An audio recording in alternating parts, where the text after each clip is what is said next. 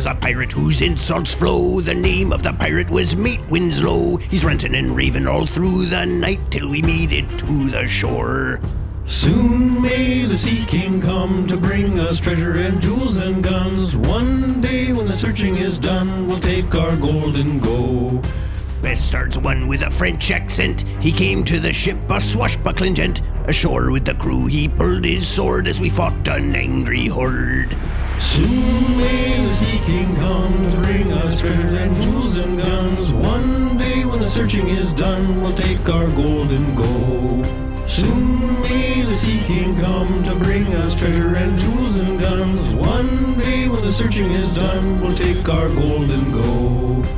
Leader, a liar and tiny punk, he's the one that we call Gunk. Showed off his skills as a privateer, vast be our treasures have grown. Soon may the Sea King come to bring us treasure and jewels and guns. One day when the searching is done, we'll take our gold and go.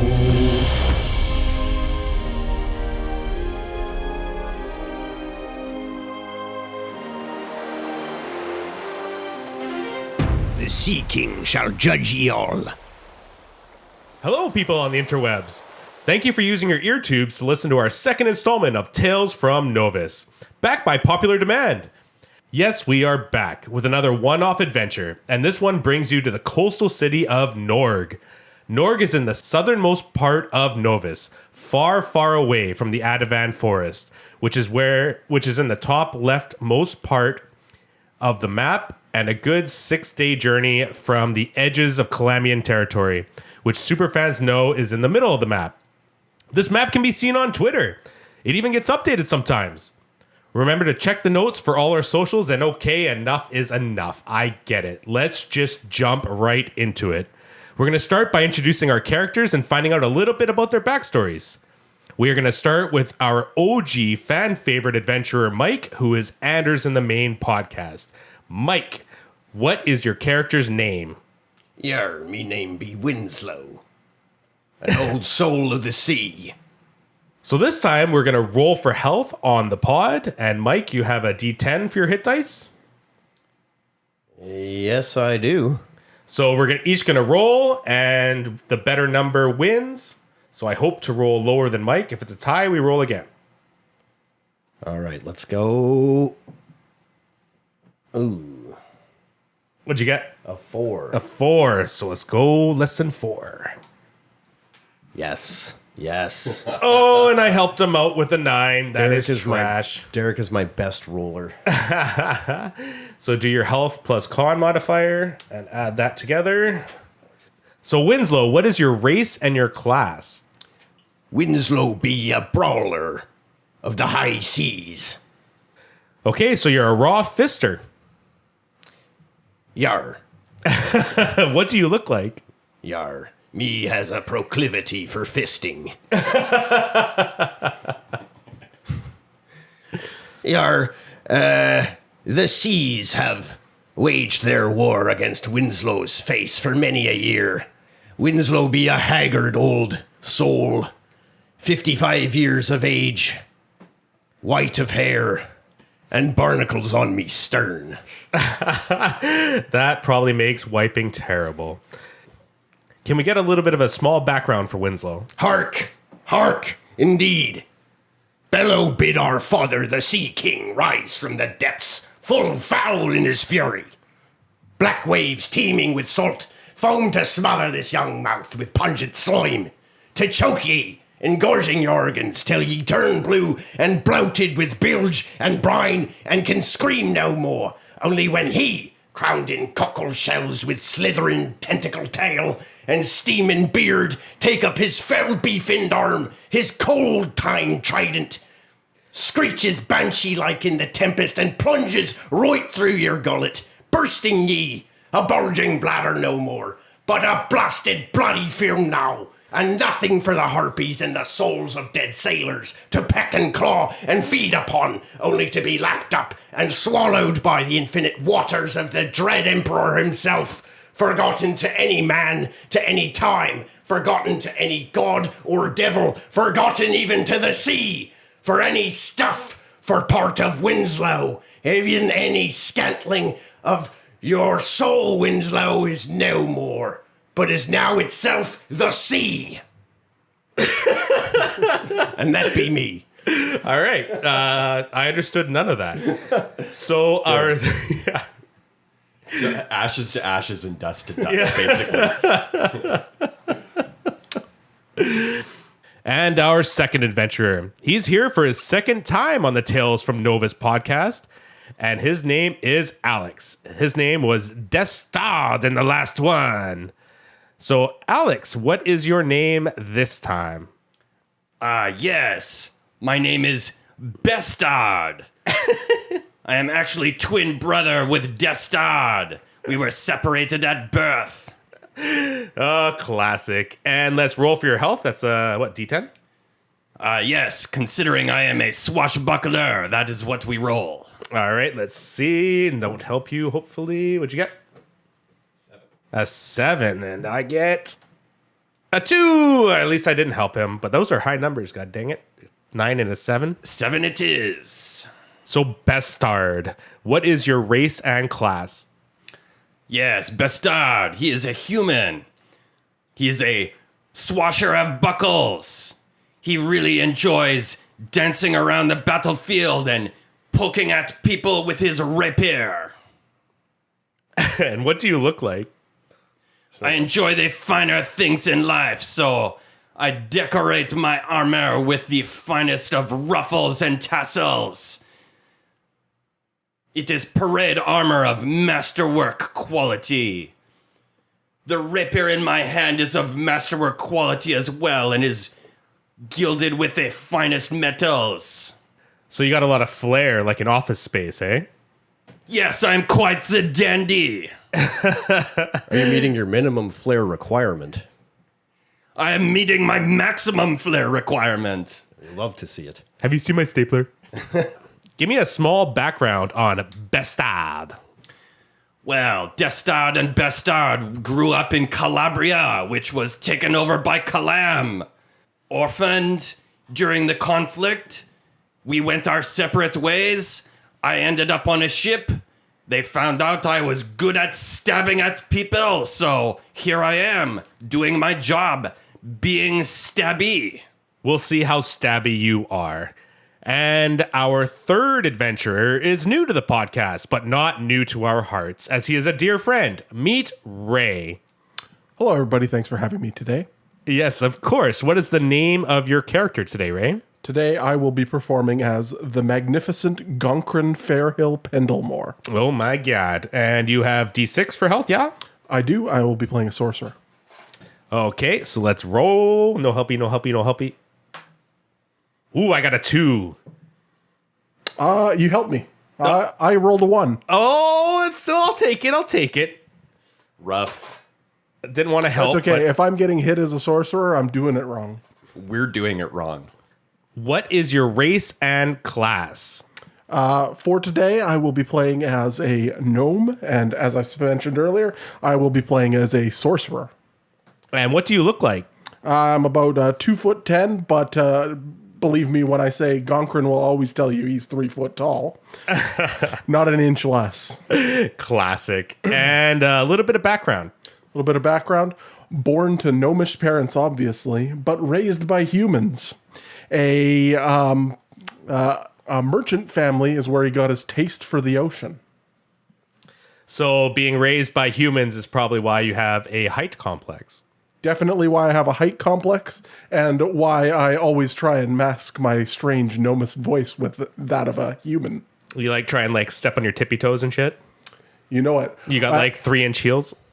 Yeah, pretty high heels. And you know what? Here's the real thing. Whether it's true or not, Gonkran will always tell you what he wants it to be. There you go. All right. An unabashed liar. Well, I can't wait. This should be a fun time as always. And if it's not, well, we'll probably just air it anyways because we need content, baby. With all that out of the way, I'd just like to set the mood with a little history and information on Norg. As stated earlier, Norg is a southern coastal city and its sister city to Arrrr, which is to the west of it. Both cities are independent from other nations, Arrrr is the more proper city, while Norg is rather rough around the edges. They allow all races of the world to live free in their towns, and that keeps Kalam's eyes on them. Everyone is treated fairly and has the same rights and freedoms, and magic is not to be used without a license in the city, as many fear it due to the impact of the dark wizard Echo. You may remember him from Tales from Novus episode 1. With magic, it is much easier to spy and capture their non-human citizens. So in both towns, officers are always using detect magic to make sure that this can't happen. So that's the vibe from these towns, or the twin cities as they are called locally. Out to sea, however, the rules change. South of Arrrr and Norg, there are hundreds of islands, each with their own tales to tell. Some are known more than others. On one of these islands, there is a fortune to be made, and that's where our tale begins. Gonkryn and Winslow were celebrating another beautiful day to be alive in a bar in Norg called The Pit.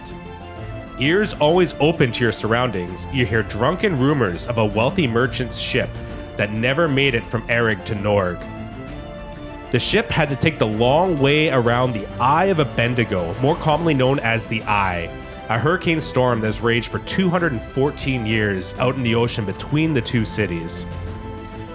The normal shortcut closer to land has been too dangerous lately. Kalam has set up a blockade.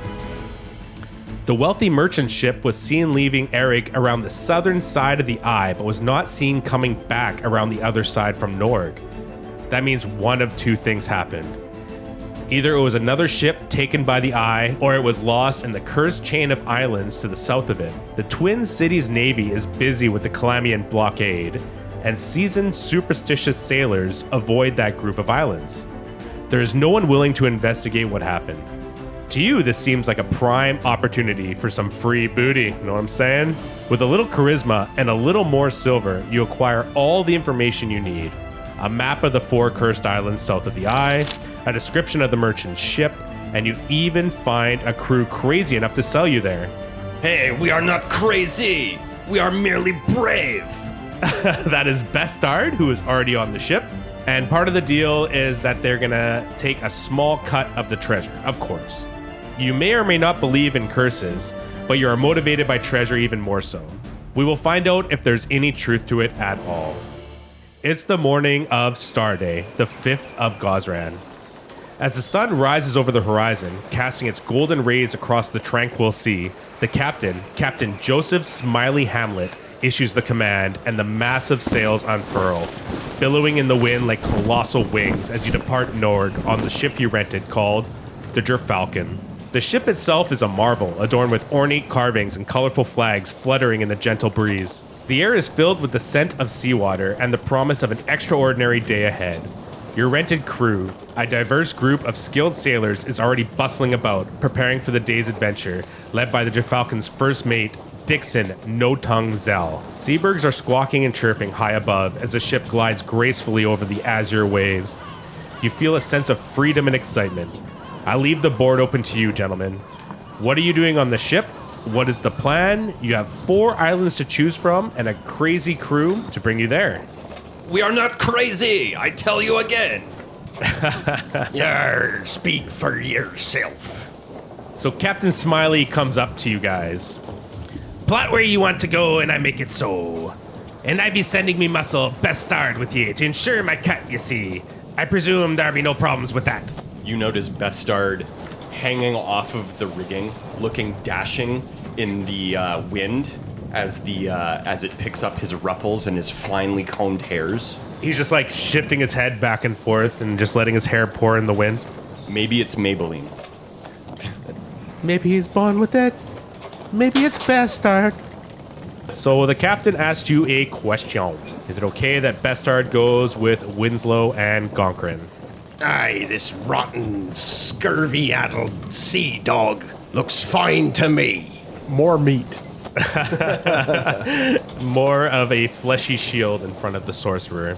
Yar, 'tis a good day to sail past the Eye, says I. So we have a crude map here, which is the 4 islands, which the group got in the bar, the Pit, back in Norg. And it's really basic. There's 4 islands, and they are in a square.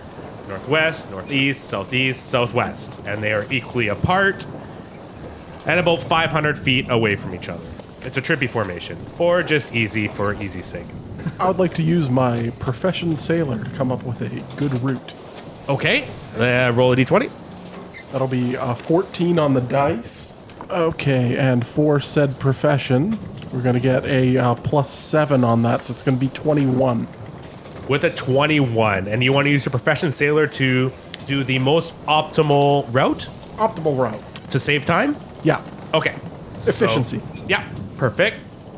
Okay, so we have rolled for the most optimal route. 21 is a very good roll. And if you picture the 4 islands being the points of a square, picture an S going through them from northeast all the way around and then back again around the bottom, if that makes sense. We'll take a picture of this and put it on the Twitter, even though it's awful, but you'll understand better. Just picture an S around the 4 points of a square. One of those cool S's that everyone drew in middle school So I'll actually need this. with the spikes. It doesn't look anything like that. Don't listen to him. Captain, I think this will be the best way. Yar, it be wise to scout out each island. This map be handy. No tongue be an excellent first matey. Yar, it's funny when he tries to talk.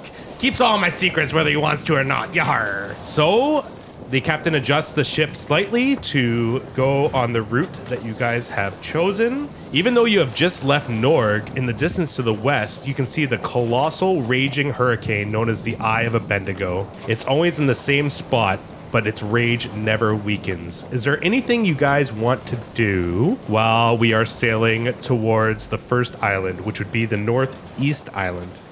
Yarr. Ah, the eye.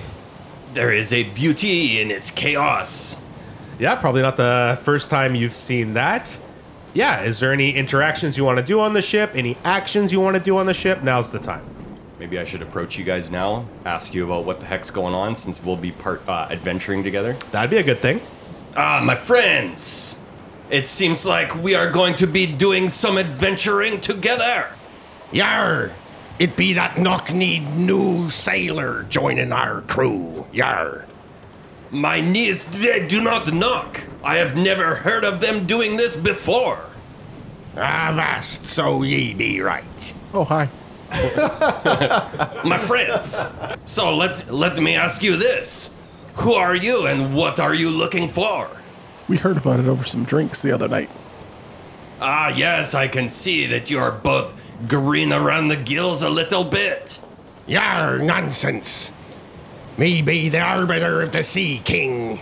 Yeah, because you guys were in your drinks last night, I'm going to make you guys roll a intelligence check to see how much you remember about the description of the ship. This is going to go well. Yeah, Gonk's favorite stat, Oh, okay. Well, 19.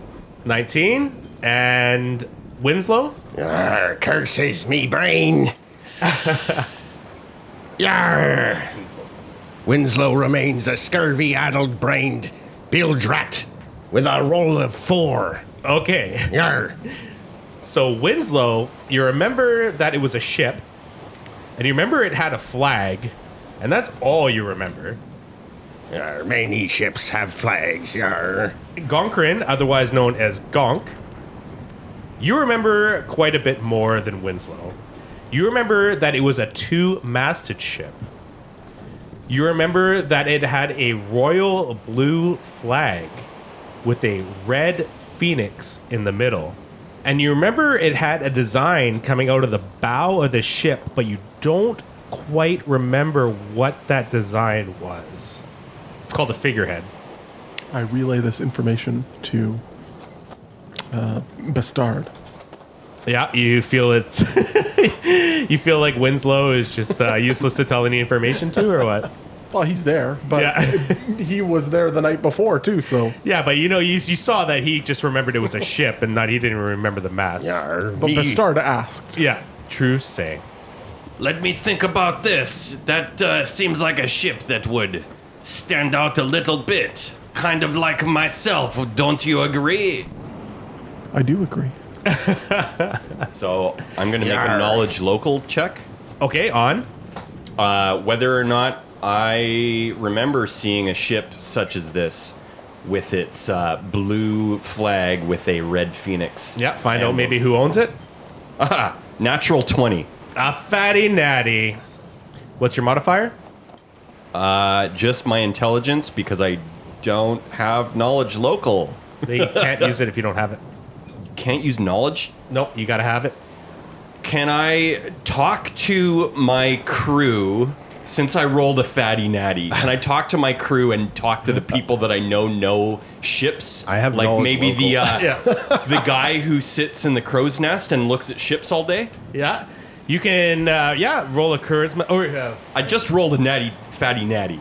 you rolled a fake fatty natty because you rolled the wrong thing that Yeah. you did not have. Yeah, I So used I don't panache. know. I don't know how DMs are how many DMs are generous enough to transfer fatty natties onto things that Didn't want to transfer. I just, he would know who to ask on the crew. Yeah, you can roll a gather information, which is your diplomacy. Ah, yes, I am very good at talking to people. I'm not very good at thinking, so let me try to ask the... who's the guy who sits in the crow's nest? No tongue. Let Oh me- no, sorry, it's the guy that sits in the crow's nest. Yeah.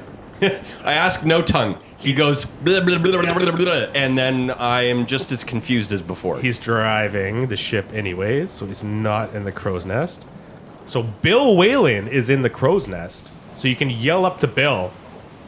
Hey, Bill!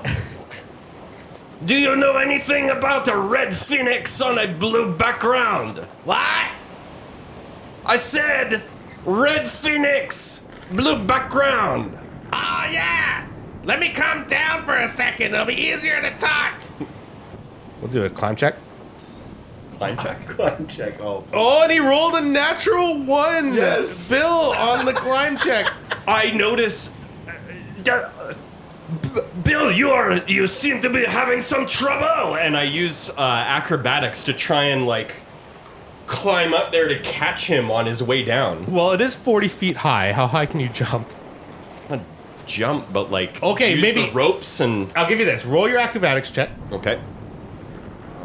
It is a 15. All right, so you roll your acrobatics. And because Bill rolled a 1, I'm just going to make him fall. I'm not going to have him do his catch yourself when falling rule. I will make Bestard roll a touch melee attack to catch the falling character. Does this just use my strength? Yes, it does. Would he not use his dexterity instead, because that is usually what he relies on? Your dex modifier applies normally on touch attacks. Perfect, I will touch him, reach out there and grab him by whatever I can grasp. It is a 19. A 19 hits. And finally, I need you to make a climb check to see if you successfully jump up onto the ladder that leads up to the crow's nest and catch Bill while he's falling down. please, natural 1. Bestard is not so good at climbing, but he will give it a try. It is a 14. Oh my god. Double ones. DC was 10. So Bill falls 30 feet, trying to grasp at each rung as he's down, but he is just missing terribly. Bestard, seeing this, leaps 10 feet in the air, grabs on the rungs, reaches one arm out, and catches Bill before he hits the ground. Oh my god! That was amazing! Thank you! I'm just doing my job. Don't worry about it. Yar, the Sea King has judged ye and judged well. Lucky be ye. Impressive. Them's the truth. So yeah, the wealthy merchant's name is Czar Antiflog. I'd recognize that flag anywhere. He's a noteworthy weapons and arms dealer. Do you know where he usually sails? Well, he gathers things from around the world to Erig, and he he brings them down to Norg. And usually it's really easy, but clearly he had to sail around this time, and no one likes sailing that way. With your eyes on the sea at most hours of the day, do you know which island he would probably have crashed into?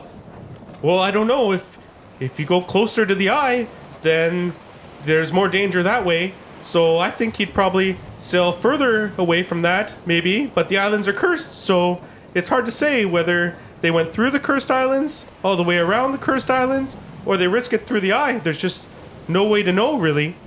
Yeah, what good are ye? Ye bottom feeder. Roll and intimidate, Mike. So this is a 0 modifier. You're a 3. A 3. So he's not intimidated. Too busy scratching your barnacles. Is there anything else? No, you should probably get up there and start looking for it from the goose's nest. Bill, my friend, have you ever seen any wreckage of such a ship in the last couple of days or so? Well, we haven't been there. It's only been a day. It'll be a fresh wreckage. You know, you should be able to see the flag or something like that. Of course, I should have known this, seeing as I am part of the crew. What an idiot I am. It's okay, Bestard. We still love you. I'm going to head back up to the crow's nest now. Be careful on your way. I'm going to roll a climb check. Besmara, curse ye! You no good, low down knave! You knave dog! And with that, Bill successfully climbs back up to the crow's nest. Is there anything else you guys want to do while the ship is sailing to the first island? Yar. The Sea King will judge me line. I cast ye into the depths. So you want to do some fishing while the boat is heading towards the island? Yea, I say the hook. Cast it into the depths, or I'll cast ye into the depths. And last call, is there anyone going to do anything en route to the first island? Bestard would like to talk to Gonk because it seems like Winslow is not much of a conversationalist. Besmar, curse ye, Bestard! How dare ye? No man judges me, lest ye be the Sea King, which most assuredly a low-down scoundrel gutter snipe such as yourself is definitely not. Your friend is very cantankerous. On with ye! A liar is you! What the fuck is his problem? Dogs! Dogs, all of ye! He's a good friend to have around. Got like a really level-headed guy and a guy just right off his rocker. He makes up for my shortcomings. Ah, zing. My little friend, you and I will get along famously. Don't worry about it. Worry never entered into it. I'm ready to adventure. Are you flirting with me? I do not understand. I wouldn't say no to a kiss. Oh, that's getting weird. We will talk about this later. Perhaps in my bunk. Okay. Well, hope that never happens. So, I always say a hammock in hand's worth two in the bush. yeah, that is the saying. Winslow, can you roll for your fishing, please? Yar.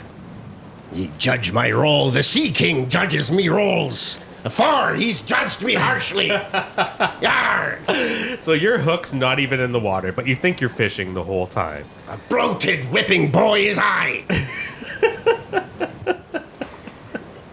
As you travel towards the cursed islands, you also inevitably get closer to the eye. The sky above it has menacing, dark, brooding clouds that seem to devour the sunlight, with lightning strikes dancing about. The ocean gets more violent as large waves start to crash into the side of the Gerfalcon, but your hired crew is worth every silver, and they easily navigate through it. Just a little kiss from the eye to feel alive, Smiley screams with delight. Let's everyone do a fortitude check for motion sickness. I've rolled a 9, which is going to be a 12 total. Yar, Winslow rolls a 16. Bestard has rolled a 2. With his additional 2, it is a 4, which is still not very good. Okay, so the two from the bar seem to be doing a lot better than the sailor that came with the ship. As Bestard's stomach rumbles, he instantly starts heaving off the side of the port bow. You artless mangy no good landlubber. Yes, I must have had too much wine last night. What sailor is sick on the drink? It calms the sailor's nerves, it does. If you have any more, I would not say no to a little sniffer of it. Now that is the talk that the Sea King would judge proudly. Oh, God. Something tells you could have done more to navigate around the eye. Nonetheless, it's more of a direct route to the islands, and you save a little time, which is what you wanted in the first place. You start to see the 4 islands ahead in the distance as the seas calm down once more, further away from the eye. So you are first approaching the island to the northeast. You can see the east and north side. So coming in and seeing the northeast island, and going west, you'll see the north part and the east part as you head to northwest. Just to save some time, all 4 islands are relatively the same size with the same kind of climate. They are just a handful or so of kilometers or miles, whatever you want to use. We see you fans in the US. They have powdery white sand beaches, and they are surrounded by crystal clear turquoise waters. The water world is teeming with colorful coral reefs and marine life. Each island is covered in palm trees and light foliage. You can quickly see why these islands are called the Cursed Islands, as they are surrounded by shipwrecks of various sizes. So everyone, let's do a perception check on the northeast island as you travel past it. Despite the fish almost jumping into our ship, you cannot catch a goddamn thing, Winslow. Yar, the Sea King judges us all, matey. So Bestard, because you are sickened, you get a -2 to your perception check. Well, it is a good thing that I've rolled a 12 then, because now it is +4 -2, which is a 14. Better than nothing, I guess. Gunk also rolls a 14. Yar, Winslow's judgment is clouded at the moment. A 5. I see all in the other realms, I assure ye. So you're just staring off in the distance, wondering why you're not catching any fish. So the highest was a 14? Yes. With these perception checks, in the surrounding waters of the northeast island, you see a 2-mast ship wrecked near the western shore, and it appears to be recent.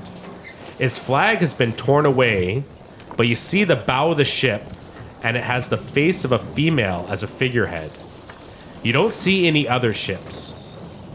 Yard, upwards and onwards and all the wards. Smiley really seems to enjoy his job. You make it to the northwest island following your route, and I need everyone to roll a perception check. Well, it appears that we may have a candidate for a sunken ship to investigate. So you make it to the northwestern part of the island. You're going to be going west, around it, and south, and then east again. And I need another perception check. Gunk gets a 7. Yar, the sea has taken me eyes. Winslow has rolled a natty 1. Oh my god. Bestard is enamored with the way the wind plays with his hair as the ship bounds through the waves. He is striking such an amazing pose, he is not paying attention to anything else. What was the number? It was an 8. Okay, so that was the highest one. So around the northwestern part of the island, you see a couple old ships underwater in the clear water, 1-mast ships. You see a 2-mast ship on the eastern side of the island. It has a flag with a royal blue background, but you can't see what is in the center of it. Oh, so we're gonna go and scope everything out beforehand. That was the plan, yeah. When Gonkin gave the map to Smiley. He created a path that they wanted to investigate first, to sail around all islands first. So you will have notes on northeast, northwest, southwest, southeast, and then you will judge which island to search and which islands not to search. If my character isn't actually perceiving these things, should I be writing that down? Well, the best perceiver, it is assumed, will communicate, Communicate it. to the Assuming rest of you the can party. communicate with me. So did the wreck in the Northwest Island have a figurehead that we could see? No, it was either smashed to pulp or you didn't see it with a 8 perception. Can I acknowledge local the island curses as a crazed sailor? You absolutely can knowledge local the curse. Winslow wishes to peer into the deeper realms, the sea realms. I rolled a 3. I don't know what my pluses are. I don't think it matters. Yeah. So you pray to your god Besmara to give you any information on the curse, and all you really get is that yes, there is a curse. A 3. Sirens be clouding me judgment. Your roles are really reflecting your character, and I love this game sometimes. As you guys start traveling back east, in between all 4 islands, completing the S motion, and as you cross through the middle of the 4 islands, I need everyone to roll a will save, as in the distance you hear, Hark avast be the sirens. hit me baby one more time. I warned ye. Gonk would have a 7 after that 3. Okay. Winslow's heard many a siren afore. And Winslow rolls 16. Wait, did you roll a 4 or a 16? 16. Oh, you rolled. I've heard many a siren afore. Oh, okay. Like before. Yeah. But because he's a... Yeah, he's touched. Yeah. So, Many's the times I heard. Bastard. Bestard is not a fan of pop music. He has rolled a 12. So, Bastard and Gonk, you guys move towards the edge of the ship, and I need another will save from both of you as I roll for the crew. Gonk gets a 12. Bestard has rolled a 16 this time. Okay, so Bastard, you shake it off as doing a action that would harm yourself gives you another roll to save from that. I don't think that Shake It Off is a Britney Spears song. And I'm just gonna roll for the crew quickly while Gonk appears to want to jump off the ship towards the beautiful voice. The crew is rolling rocks, except for one. So only one failed the initial will. It's the greenhorn deckhand Willie. And Willie takes the same route as Gonk towards the edge, and he gets one more chance. And he passes. He hits 15 for 15, 13 plus 2. So we have a threat with Gonk going overboard. And I will give Winslow and Bestard each a chance to try to save him. So you can roll a reflex save. Vast the Sea King has sent his siren wenches to tempt our mate off of the bow of the ship. Not today, wench. Ooh, Winslow has rolled a fatty natty. The Sea King favors Winslow. Bestard has rolled a 21 with a 14 plus 7. So both of you see Gonk going towards the edge, mesmerized by the beautiful female voice played by your dungeon master. So you guys react swiftly, shaking your head, and both grab him quite easy. He's just a little guy. He might tell you he's a little bit bigger, but he's just a little guy. 32 pounds. Oh, a giant. Giant for a gnome. My friend, it is very deep here. You do not want to go for a swim.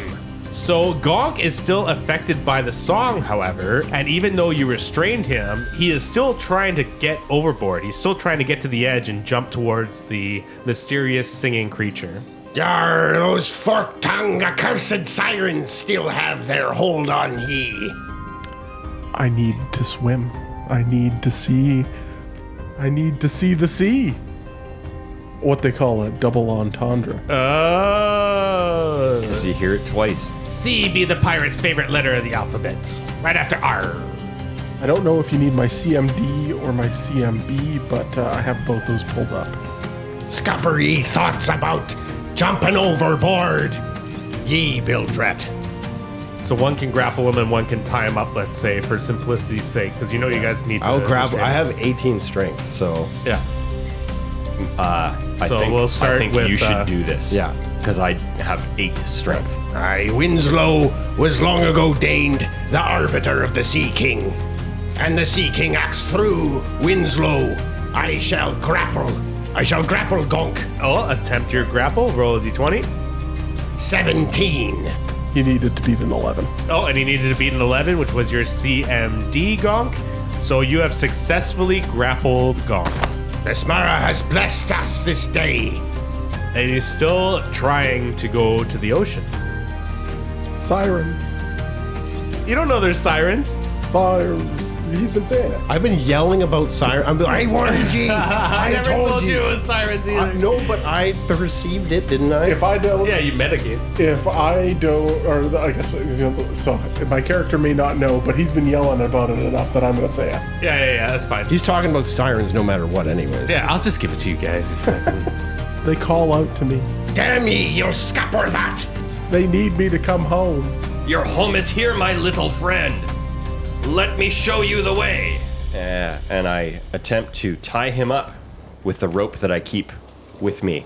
All right, so we'll just trust that Bestard has rope. I totally checked these guys' character sheets, by the way. He's got a kit, a dungeoneering kit. Ooh. I do. So sleight of hand. Yeah. So that's a 19. A 19.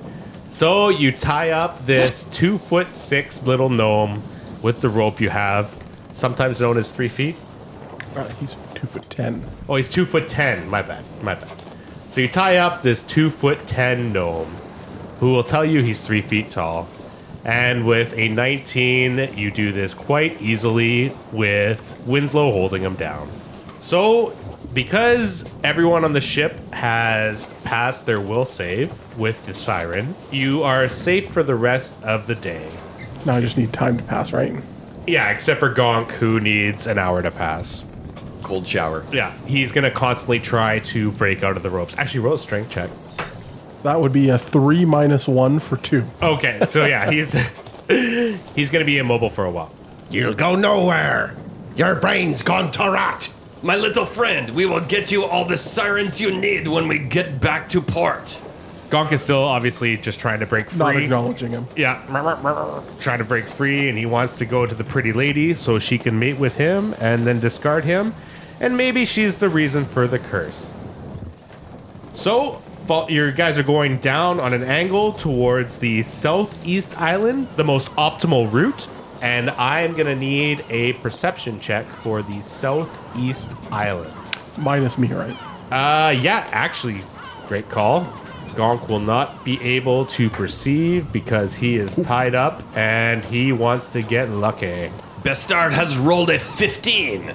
Yar, Winslow sees in all realms simultaneously for a mighty roll of 25. Okay, with a 25, Winslow for the first time stares past the ship, throws his fishing rod to the ground, and takes a good look at this island. And in the surrounding waters, you see a recently wrecked 2-mast ship just off the southern shore. Despite coming at it on the angle, you see in the southwestern part of it, the ship in question. With eagle eyes, you see the flag has a royal blue background with a red phoenix in the middle. The ship also has 2 phoenix claws coming out of the bow, the front of the ship. It wrecked on the reef, It clearly tried to go around the long way around the islands, but the siren called to them, and they started just steering toward the sirens, got caught up in the reef, and you basically see the full ship close to shore off the southwestern side. This matches the description, right? The royal blue with the red phoenix and then the phoenix claws on the bow. So, Avast, ye filthy washouts! The vessel we be seeking is upon us. Them's the truth. Them's the truth. Yard, you don't want to check the other aisle. Smiley's wondering if you just want to still check the southwestern island or... well, that was the What? plan, right? This is out of character, but we may want to check the other island anyways. I know we're pretty sure this is the one, Yeah. but we need time to pass so that I'm incapacitated. Yes. Also an excellent point. Jeez. It's like he's played this game Yeah, before. right? Yep. Winslow's just excited. So the captain asked you a question? Yes. Well, I can't talk. well, yeah, we can't rely on Winslow for this one. And it's not my call. I'm part of the crew. Well, he would still go with the plan, right? Just because I'm yelling doesn't mean I'm saying to Well, he's stop. literally asking if you want to deviate, right? It's up to you. Winslow You is should roll for it. Just play your character, dude. Like, just play your character. Like, it is what it is. Like, Ray is I'll just giving read you up. good advice, but his character is out, right? because I don't think Winslow would be thinking about that. Yeah. What is driving Winslow to stop right Winslow now? has been gifted the sight of vision from the Sea King. He sees exactly what we're looking for. Yeah. He's certain of it. Beeline. Yar, the Sea King speaks to Winslow. Batten down the hatches. We advance. Yar! Captain Smiley acquiesces to your request and screams, "Ye cow-hearted, no-tongue, nasty blackguard! Sail for the southeast isle!" And Dixon No-Tongue Zell, first mate to Captain Joseph Hamlet Smiley, diverts course, and instead of checking out the southwest island, they sail to the southeast. And they have to anchor about 150 feet offshore to avoid the reefs to meet the same fate as the merchant's ship. And the crew starts preparing the skiff or the small rowboat that's going to go down. And now that the Gerfalcon is anchored, the crew start hooking the skiff up to a combination of ropes and pulleys, getting ready to lower it down. So is there anything you guys want to do before entering the skiff? Struggle weakly against my bonds. Yeah, you guys are going to have to deal with that. How much longer is it that he has? We'll say Outnumbered? it's like these islands are super close together, so you guys only really went like another 15 minutes. So you guys can just lay him down into the skiff, or you guys can wait, whatever you guys want to do. Well, I don't want Ray to be out of combat. Like, if we're going to do combat, you know, I don't want to elevator him, too. Do we know how long that Siren's song will affect him? Let me just check what kind of magic the siren is, and I will let you know, sir. Unfortunately, out of all of us, the spellcaster is the one who is afflicted, so he would probably know best. Yeah, he's totally the one that should be calling the shots right now. We don't know, like, Like, we shouldn't be listening to Winslow. and Bestard doesn't know anything about... Bestard might know a little bit about sirens being on the sea, but he's also kind of an idiot. You're going to have to convince Winslow, too. Because Winslow's been on the sea for quite some time. And Winslow would want to charge forward, wouldn't he? Absolutely, he does. Yeah. Pirates are... The confidence is a fault, I'd say. and right now, this is totally happening, because, like... Because Winslow has decreed it. Yeah, I don't know. It's kind of interesting. Like, we could load him up on the skiff and just row over there. Can we, like, flavor it like we just cram a bunch of rum down his throat and, you know, we get him to sailor shape again? Because that's what Winslow would do. He'd be like, a sailor needs rum to calm his nerves. Or gin, if we have some. Yar, the only thing that pulls a man back from the grasp of a siren is the sweet rip of rum. Down your gullet into your bloated belly till ye burst with flavor. Sponsored by Appleton Estate, Jamaican rum. Gonk gets a save every round. Oh, wow. So Okay. Every round is 6 seconds. So yeah, since every round is 6 seconds and it takes 15 minutes to get through, Gonk will essentially roll over and over and over while tied up, and he will be conscious unless he is the worst roller ever. Did you just do it on your first try? Yeah, that was an 18 plus 4 for a 22. Okay. So you finally break through the spell of the siren. You still hear it, but you are unaffected by it, and you are waking up wondering why you are tied up. Winslow's cramming a bottle of rum down your teeth. Yar! So how do you react to this? Give me Wake ye dog! All right, so Gonk wakes up a little bit panicked, wondering why he's tied up, very confused, starts looking around wide-eyed, but lovingly accepts the pour of whiskey into his mouth. Nice. Tenderly, even. Tenderly. So you guys are anchored, and the skiff. Let me remove your bonds, my small friend. Aye, we've weighed anchor. We approach our vessel. Did we found the ship? Aye.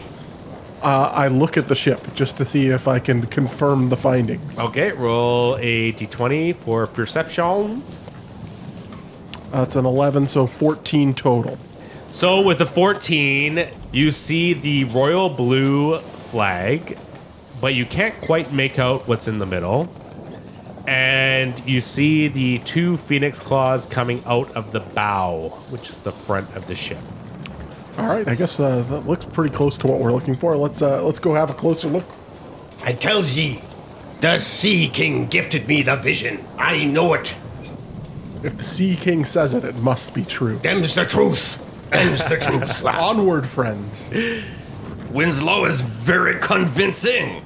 He would not take no for an answer. All right, so you guys get up into the skiff, and Smiley yells, "Let him down gently, or I'll nail you gizzards to the mast." And I'm going to roll a strength check for the crew. That is lowering the boat. I'm having fun. Please be gentle. Aye, don't knock this knock-kneed landlubber down. Life doesn't want me to have any fun. And the group safely descends to the ocean waters in their skiff. Who is going to be rowing this boat? How many people do we have? Sorry, that's coming with us? There's 3 of you. Just the And- 3 of us? Yeah, and one's going to row. We don't have anyone from the ship with us. Nope. That's not true. We have Bestard. We have Bestard and Winslow and Gonk. The people on the ship, they're sailors, they're not adventurers. Bestard is the hired help on the ship, and he is the insurance for Smiley to get his cut. Aye, to your duties, lad. Rowing with ye. But I am very tired. To your duties, you scurvy dog. You really don't want me to row? Strength of 8. Winslow Doesn't care. Does anyone have sailing or anything? Winslow has swimming. Yeah, same with Bestard. All right, Gonk will attempt to use his profession sailing skill to guide us to use this vessel properly. All right, so the gnome takes charge, grabs both oars, and That's an 11. I think I have a +7. Let me just confirm. oh my god, +7 hacks. I like how we've used the smallest member of our 3-man crew to row the boat. He's got his little baby hands on the ends of the oars. You guys Yeah, are just that's gonna arguing be- who to like row the boat. And this little person, I say, is appropriate, right? With little itty bitty hands. That's going to be an 18. An 18? Oh my god. So you guys argue, and this little 2'10" gnome just shakes his head, jumps up onto the middle part, because he has to jump, grabs the oars with his little baby hands, and proficiently starts rowing towards the island, dodging reefs here and there. But I'm gonna need everyone to roll a perception check halfway through the journey to the shore. So 75 feet in. So Gonk, with that roll, it's a 9. He's going to get a 12 for perception. Winslow continues to enjoy the sight of the Sea King with a roll of 18. Ooh. Despite gesticulating madly at Winslow about the argument about who should row, To your duties, lad.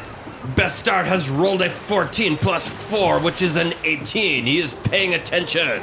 So while you guys argue, at the same time, the hair on your neck stand up, and you both look to the same side, the port side of the ship. You see a fin out of the water coming straight for the boat.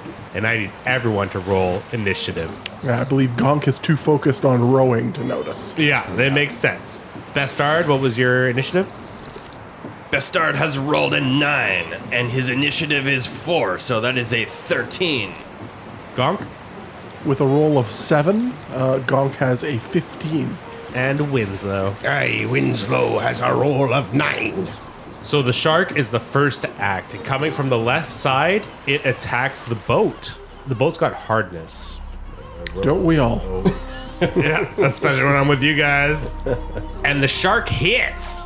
Gonna roll for damage. Its maws come out of the ocean and take a big bite out of your boat. Ooh, I like this shark. Give me a D8. And the shark hits for 9. Your rowboat has a hardness of 5, so it bites the top couple inches off the left side of your rowboat. It is Gonk's turn. So Gonk, you are driving the boat 75 feet away from the shore. What do you do? I will, in this case, I think it's in my best interest to just get us over to the other ship. I'm not going to stop and try and fight the shark. I will... You're in between the ship and the island, so you can go ship or island. You're in the between? direct center. Are we... No, but we were trying to row to the other ship. To the island. Yeah, No, we're going to the island? Right? We're going to the island so we can investigate the ship. Yeah. The ship's on the island? The ship's like 20 Crashed. feet offshore, the flag sticking up out of the water. It crashed in the reefs. Okay. All right, so then back into it. So I will just continue rowing us into shore. All right, so yeah, you're gonna keep rowing to shore. Do another d20 for your proficient sailing. Not very good. That's an 11. That's an 11, and that passes. So you continue to row the boat towards the shore, and the boat moves 30 feet. So you are now 45 feet away from the shore of the southeastern island. It is now Bestard's turn. If I cannot hit this shark from here, then I remain in the boat and I hold action until the shark is in range. Yeah, absolutely. So you hold your action, and when the shark comes close, you will use it. Bestard cannot reach the shark, so he holds his turn until the shark is within range. All right, and Winslow. Aye, Winslow shall take this opportunity to cheer on our would-be sailor, Gonk. Aye, Gonk, you're a fair-mannered sailor, and a true man of the sea in the making. We shall get to that vessel. I assumed you were going to the island because that's where the vessel shipwrecked. Maybe I could just have described it better as having it's torn to shreds on the reef. And I can't attack the shark at all, so we're just gonna hold action, I guess. Aye. Yeah, Cheer you can use your turn, do what your character would do, right? Like if your character would just laugh at the sight of a shark and cheer your buddy on.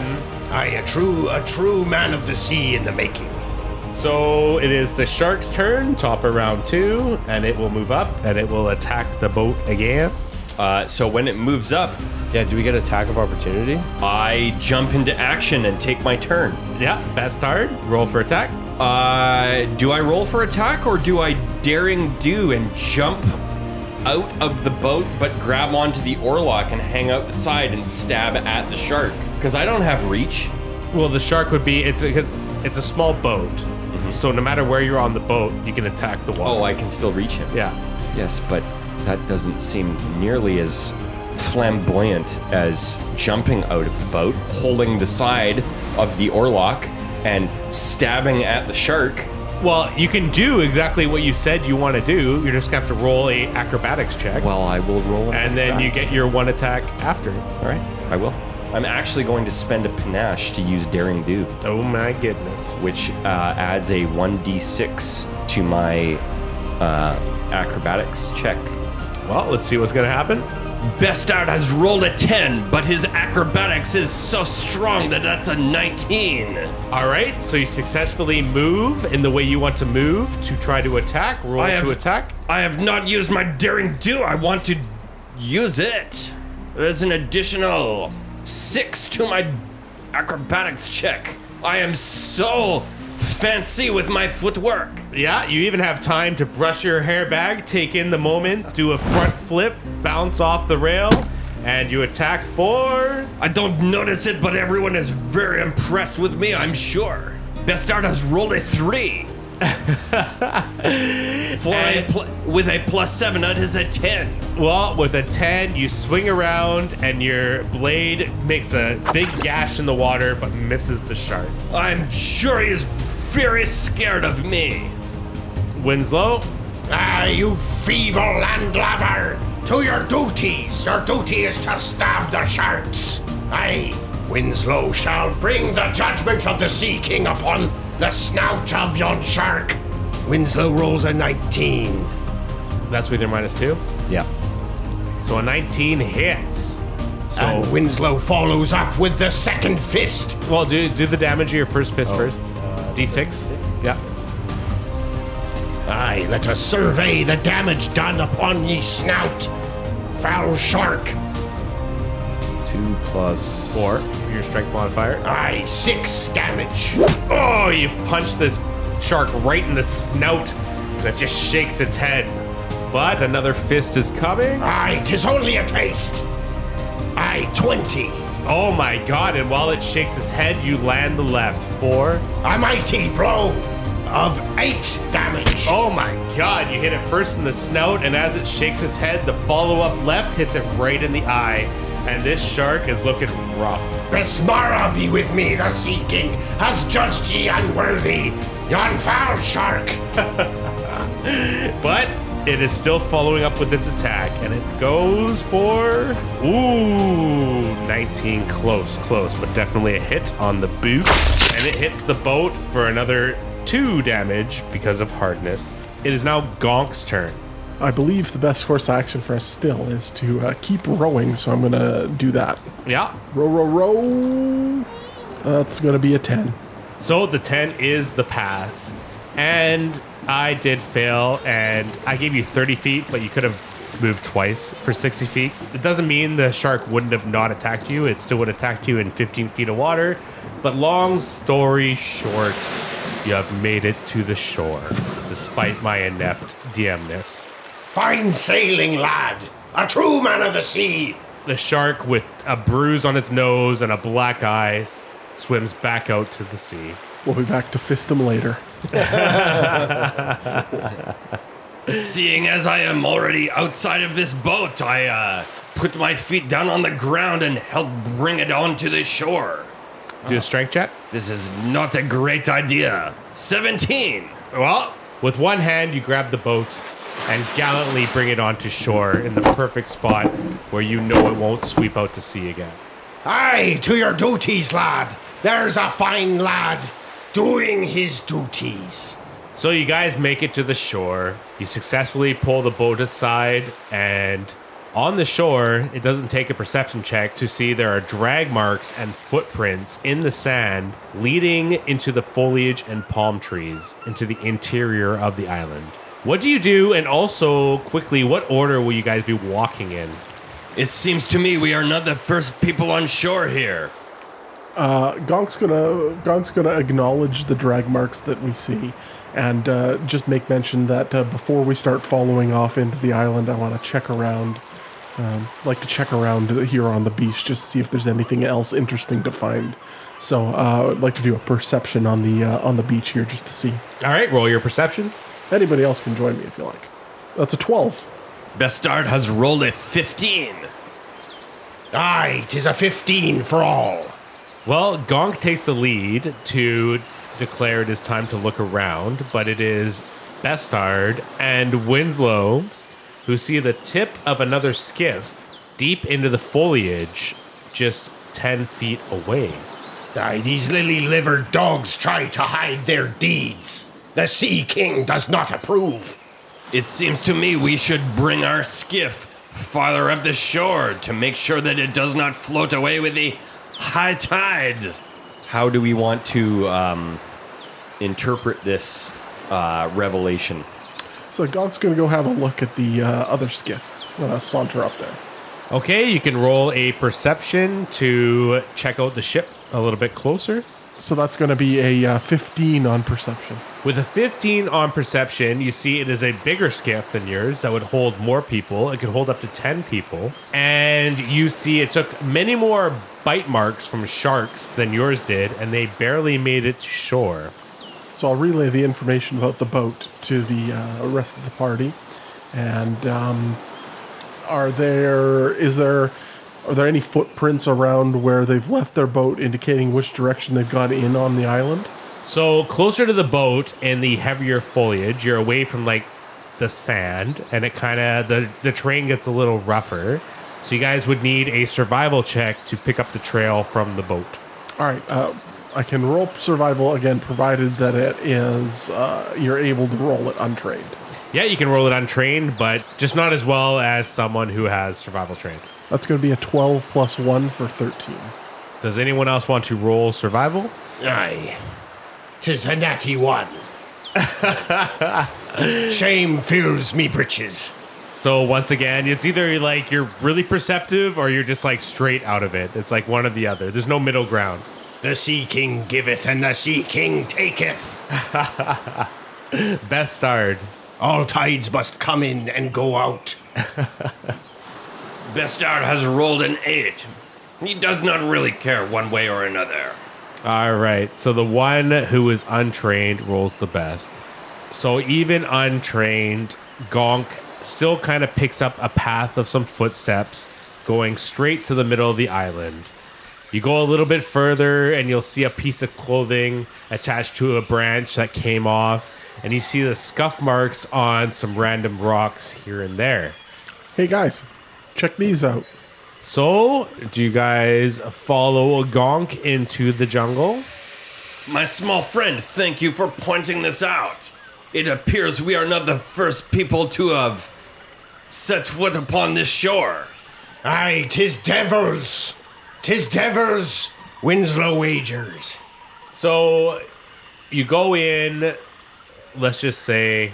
So, I think that even if this is devils, we should follow them in. They might have more information than we have, and at the very least, we should be able to find some good salvage. Aye, always a brave man of the sea, Gonk.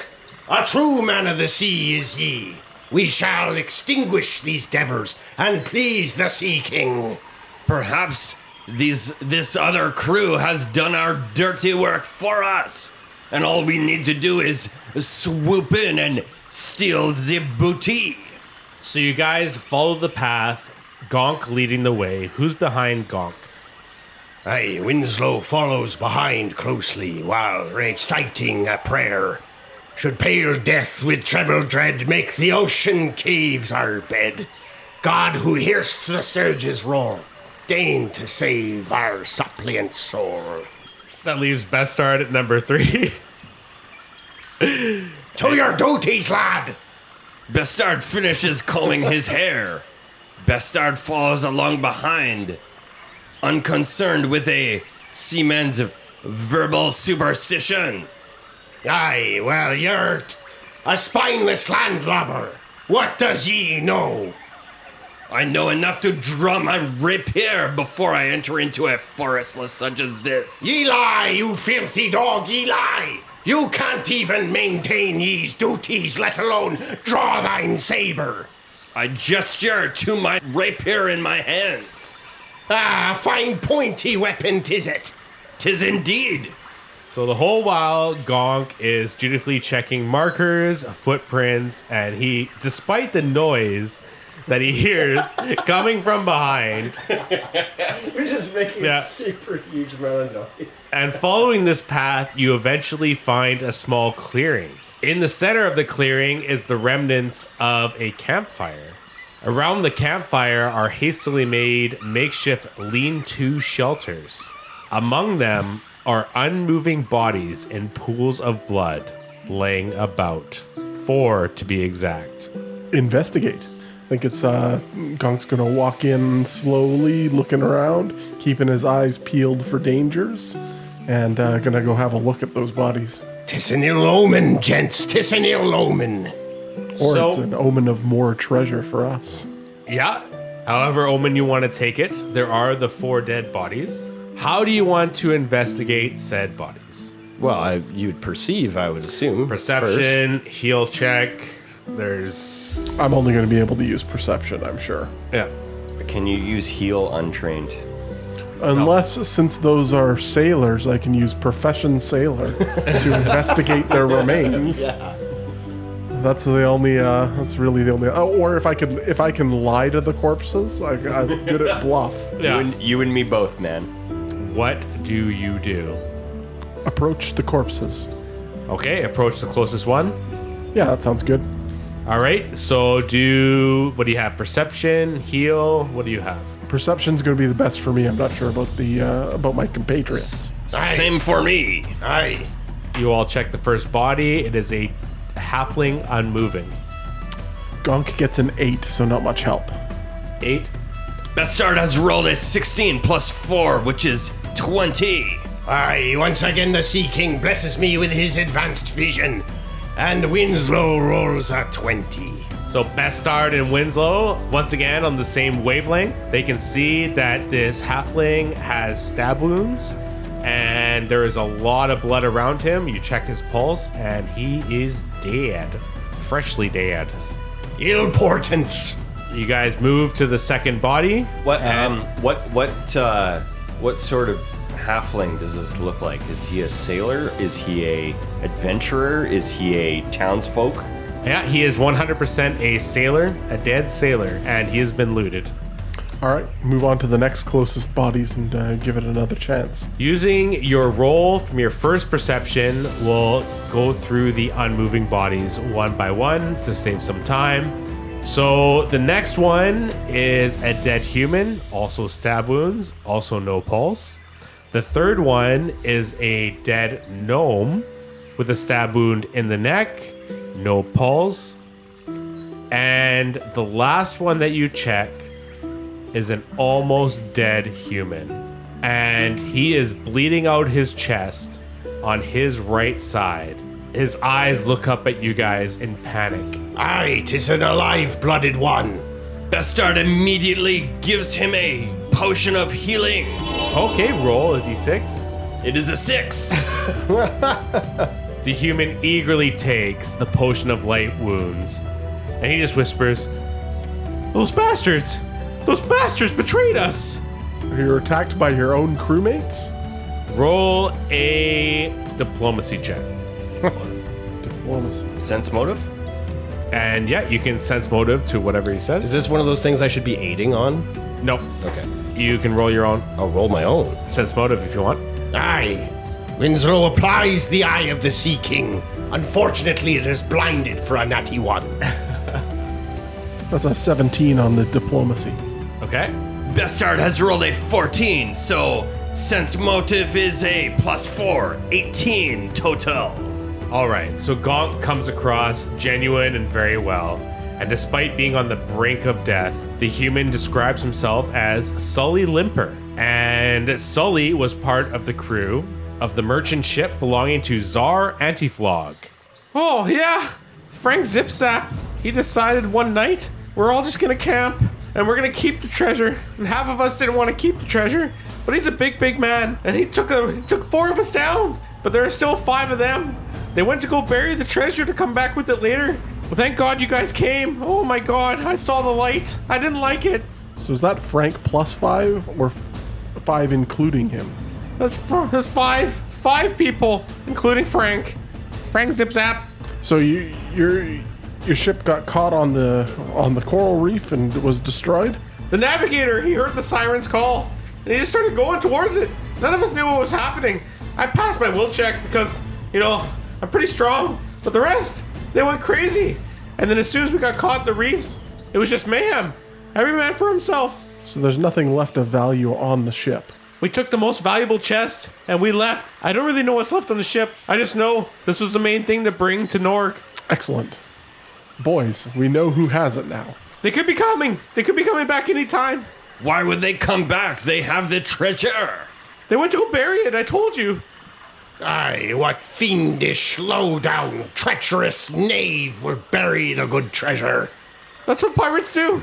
No pirate of mine buries the treasure. We spend it on rum and whores. We have to stop them before the treasure's lost forever. Which way did they go? Oh, that's easy. I know exactly where they went. It's the last thing I saw before I started blacking out. He points more northerly into the island. And if you guys want, you can try another perception check. Gonk gets a 13 on perception. Bestard gets a 19, which is a 15 plus 4.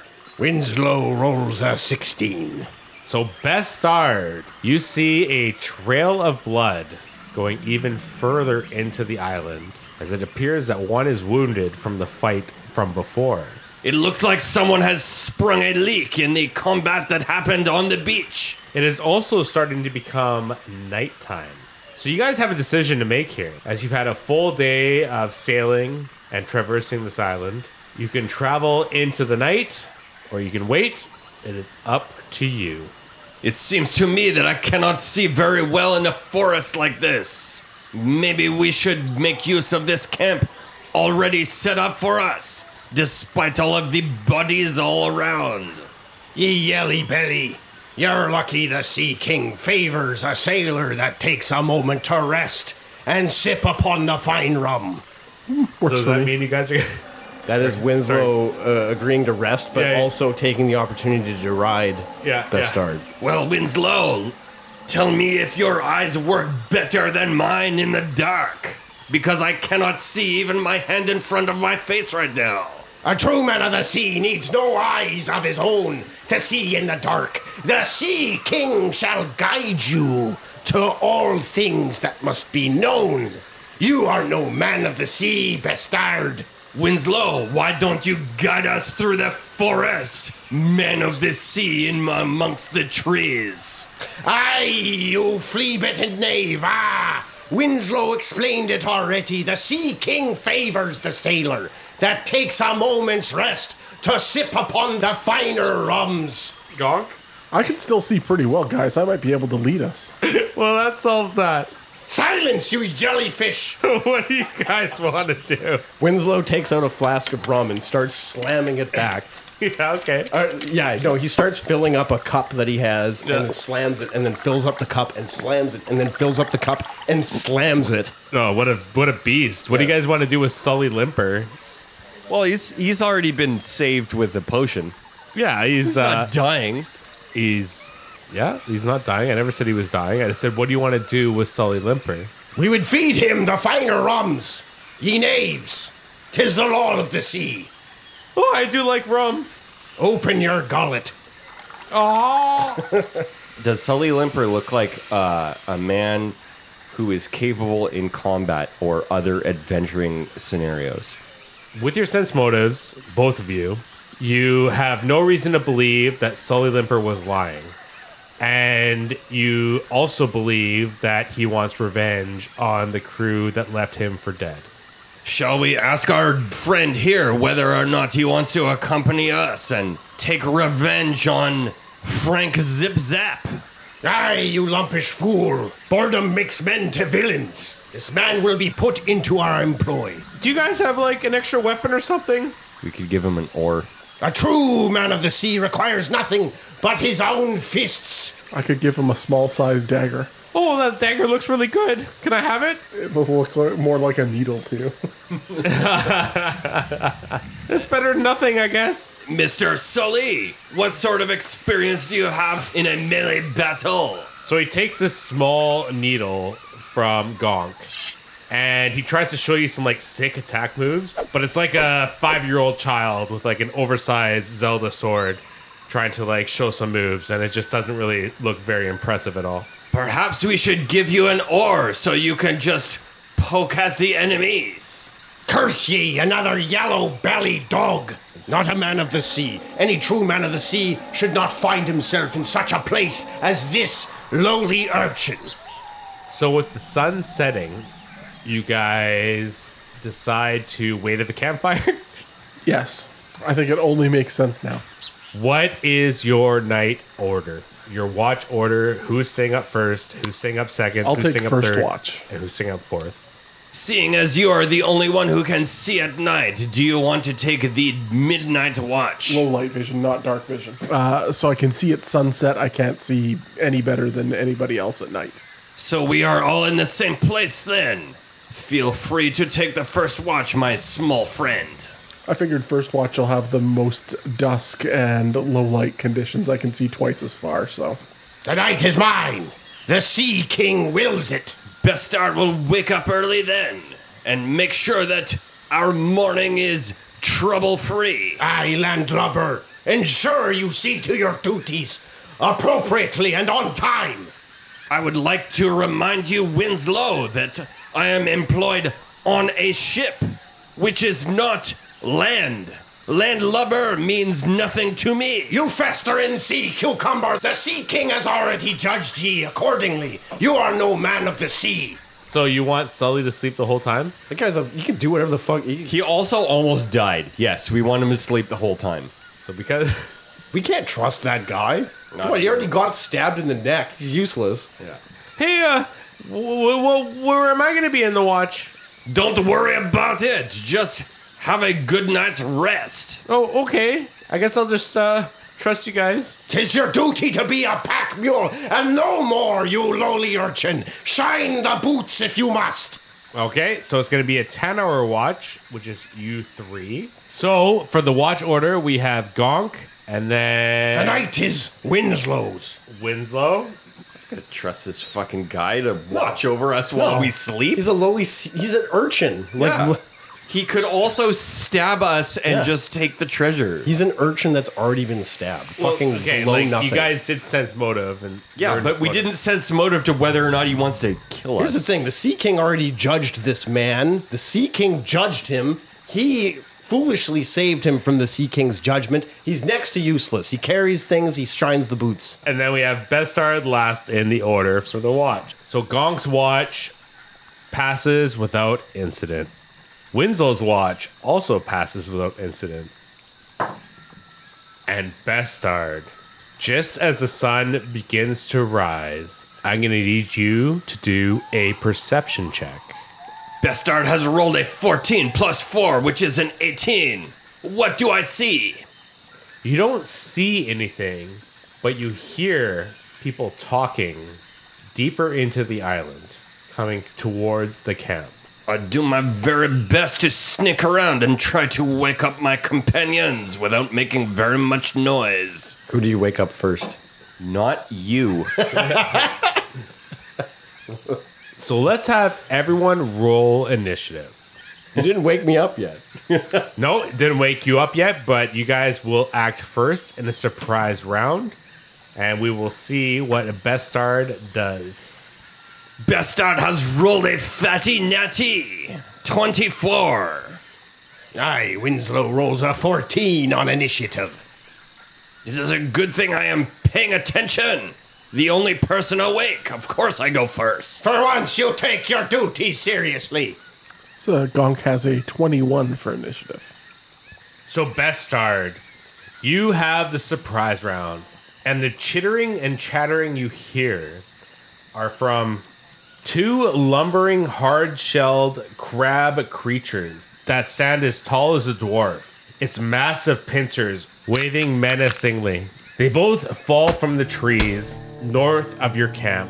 You have the surprise round, so what do you do? To arms, my compatriots! We are assaulted! So Gonk and Winslow and Sully all will need to roll perception checks. +5.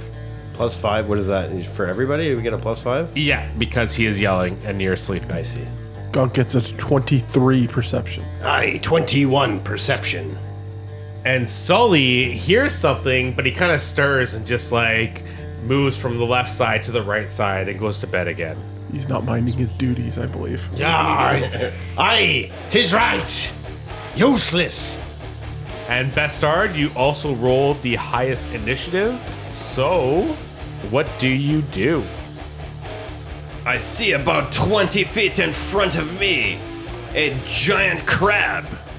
Is there anything around this crab that I could do some fancy footwork to stab at him with? Yeah, the one right ahead of you is right next to a tree, so the tree will have branches, and give me your best.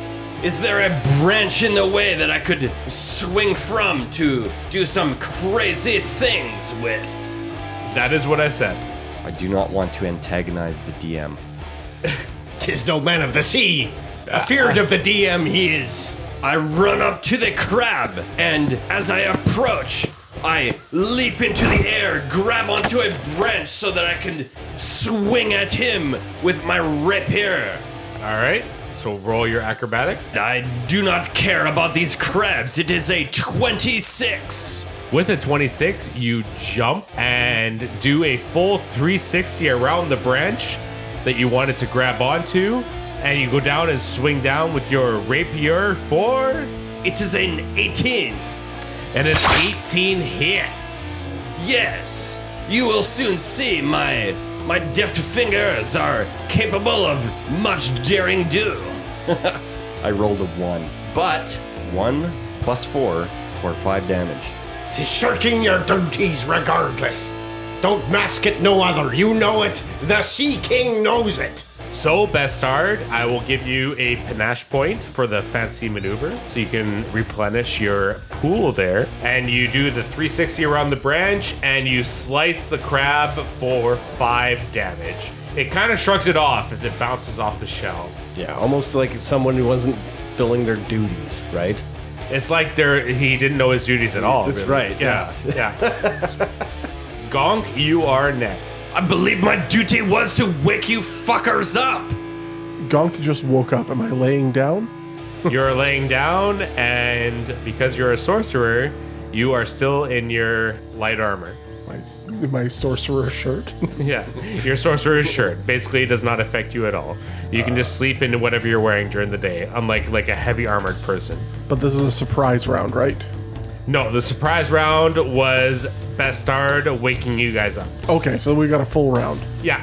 So Gonk's gonna move a couple spots here. I've got 20 foot of movement, so this shouldn't be a problem.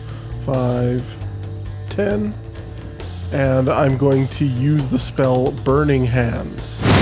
So with Burning Hands, you will attack both crabs, but also Bestard will have to do a reflex save to try and dodge the attack. But all of them will have to do one anyways. I'm good at reflex saves. Okay, it's a reflex save versus DC 15. So a DC 15, so it'll affect both crabs and Bestard as well. So we'll roll the crabs first. First crab rolls a 17, and that is a save for a 19. Second crab rolls a fatty natty. What? So let's see what happens to Bestard.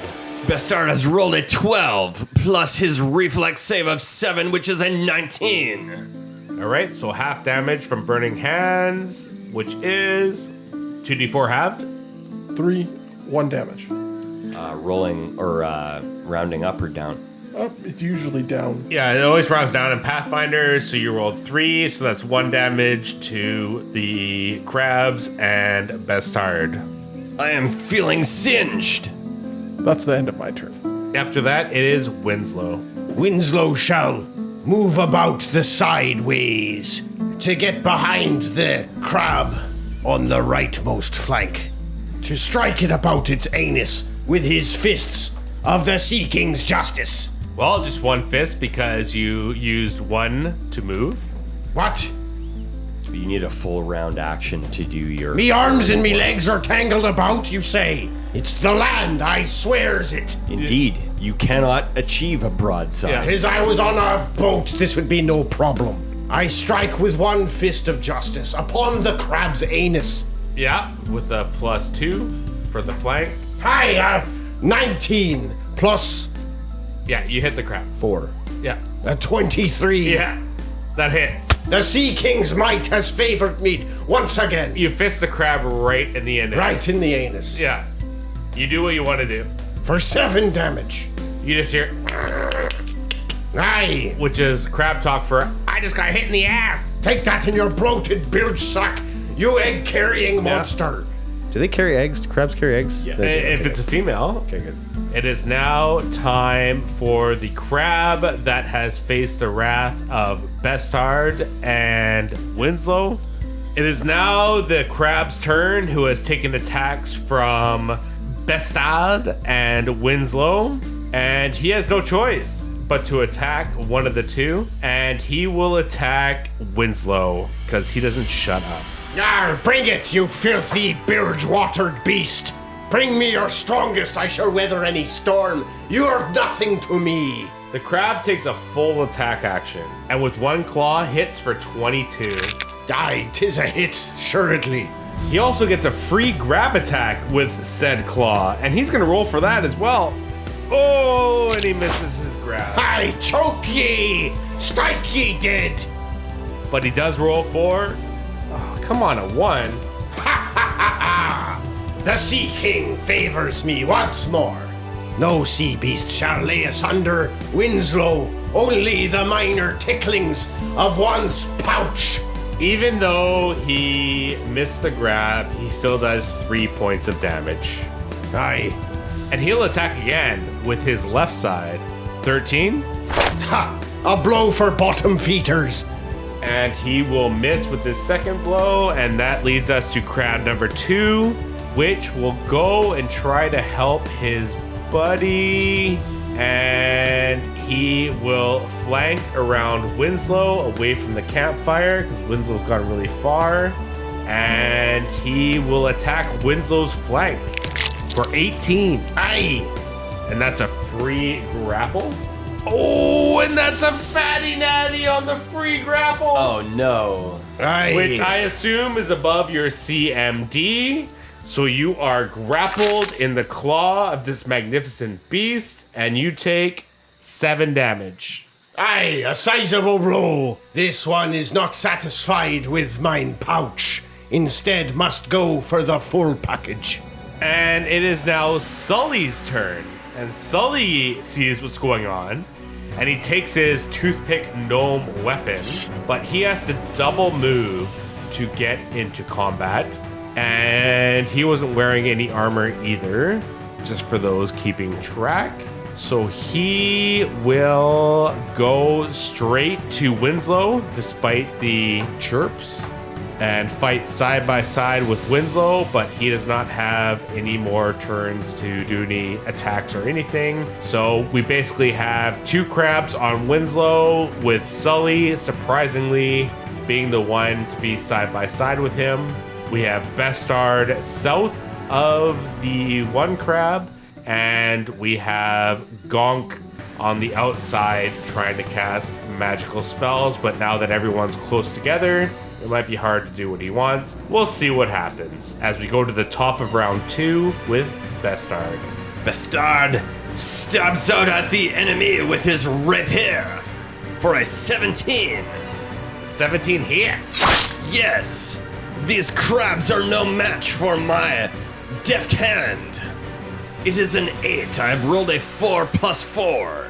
You take a mighty swing at the crab closest to you, and that's the one that's taking the most damage. And you find the weak spot of his shell, and you deal a decent amount of damage, and it seems to be limping a little bit. It did not expect that. We have Gonk next. Okay, it's not going to be great to keep casting Burning Hands. Please don't. Okay, because Bestard asked me not to, I'm going to step up behind him and cast Burning. Right in his anus. I'm going to step up there, and I'm going to. I've walked up 20 feet behind Winslow, and I'm going to want him to try and keep him in the fight as long as possible here. So you've circumvented the combat area because you used to be behind me. So Gonk goes around the tree there, and he joins the middle of the battle. He sees that Winslow is bleeding out, and he wants to use his... Wand of Cure Light Wounds. That's it. Sully is the Sully. NPC. Okay. This may or may not work. So that is an 8 plus 9 is a 17. That works. So that means then it's going to be D8 plus 1. Max, boys, we got ourselves a 9. A true man of the sea, bless ye, Gonk, bless ye. Broken. Me true hearty. All right, so you're almost back to full health with that one, you jerk. And it is now Winslow's turn. Oh, my turn. Sorry. I, Winslow, shall rain more blows upon the flanked crab into its anus. Although, Oh, wait. I'm grabbed. What does that mean for me? That means you have to roll to see if you can break the grapple. D20? That would be a d20. What's Be the a strength modifier? check, I think. Strength check? Excellent. excellent. Is that a CMB attack? That is a CMB attack. You have to beat 15. My CMB is 6. Nice. Aye, not so nice. A 10. Yeah, so you're still grappled and you can't do anything. Aye, in the clutches of this crab once more. Won't you see to your duties, bastard? Afford me from these clutches, you buffoon. I cannot even reach the crab that has you To grabbed. your duties, you move your barnacle laden behind. So it is now the crab's turn, and the crab that has been battling with Bastard will aim for him. He rolls for a 19. I use dodging panache to make a counterattack against his attack, Okay. which means When an opponent makes a melee attack against a swashbuckler, he can spend 1 panache point and expend the use of an attack of opportunity to attempt to parry that attack. Swashbuckler makes an attack roll as if I was taking an attack of opportunity. The opponent is the same size as me, so if my result is greater than the attacking creature's result, the creature's attack automatically misses. All right, you can use the panache point. yes, this crab thinks he is better than me, but I will riposte his attack. Bastard has rolled a 19 plus 7, 26 to riposte the attack of the crab. Okay, so you deflect the first attack, but he does have 2 claws, so he is gonna attack with his left arm now. Do I get to roll my damage before he does this? Provided the creature is within my reach, which he is. So that would resolve before his second attack happens. Yeah. Exactly. All right, so roll the damage from your parry. 5 plus 4 is 9. With 9, you swipe away the claw and you stab it right in the eye, killing the crab closest to you. I have just increased my panache points, despite spending 1 to make this happen. Aye, well done. There's an alive-blooded sailor in you yet, bastard. Thank you, Winslow.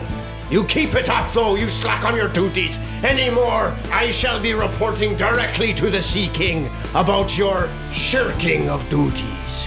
Your praise really means nothing to me, but it is great to hear it. It matters not to me. Curses to ye. Strike ye dead for all Winslow cares. You can tell why I made such good friends with Winslow. So the last remaining crab holding Winslow will do a full attack action on Winslow. First one's a hit. I'll tell you that. Means nothing to Winslow. Winslow fears nothing. Should Winslow be struck down, he shall become a spirit of the sea, inhabiting many and all seabirds. And the first claw, you take 3 damage as it squeezes you and holds you. The next claw will go in, and with the bonus of grappling, you will have to deal with 16. Aye, 'tis a hit. Oh my god, his second claw grapples you as well for another 3 damage. God damn it, all ones. The Sea King won't will it, you fool. You fool crabs. Sully will move in, 5-foot adjust, and he will full attack action on the crab, holding Winslow. He hits on his first attempt for 1 damage. Ha! With his little mini dagger, he pokes a small hole into the side of the leg of the crab, the last remaining crab. He swings again. He misses the second attempt. He's too pumped on the first one. And he's like, look what I did. Look what I did on the first one. Carry the bags, you fool. Oh, no, I don't know. I thought I did good, but I guess I gotta do more. Bastard's turn. Looking at the battlefield in front of me, I decide to vault over the crab. I would like to swing on a branch of the tree in front of me so I can swing around into a flank of the remaining crab. All right, roll an acrobatics. Will do.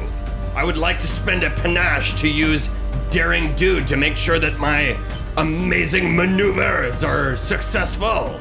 It probably will not matter, but that was a 12 plus 9, which is a 21. Plus 1, which is a 22. All right, you successfully navigate through the branches of the trees and flank the last crab. Roll for attack. I stab at you. Another 21, 14 plus 7. That's a hit. Ha! Have at thee, crab. It's a 3 plus 4, which is a 7. Fanciful footwork by a landlubber such as ye, afforded such luxury by stable environs. You do some healthy damage to the last crab, and it is Gong's turn. All right, now on this turn, new turn, I'm going to attempt to use the wand on Winslow again. All right. That's going to be a success. So 14 plus 9, 23, needed a 20. Now we get to heal Winslow. We hit him for the 9. Glorious redemption in the eyes of the Sea King. It is Winslow's turn, and you need to do a CMD check to see if you can get out of the grapple. Release of the me large from crab. yon clutches, vile beast. Ha! A mighty roll of 22. You pry the claw apart and break through, and now you are free of the grasp of the claw. Curses to ye!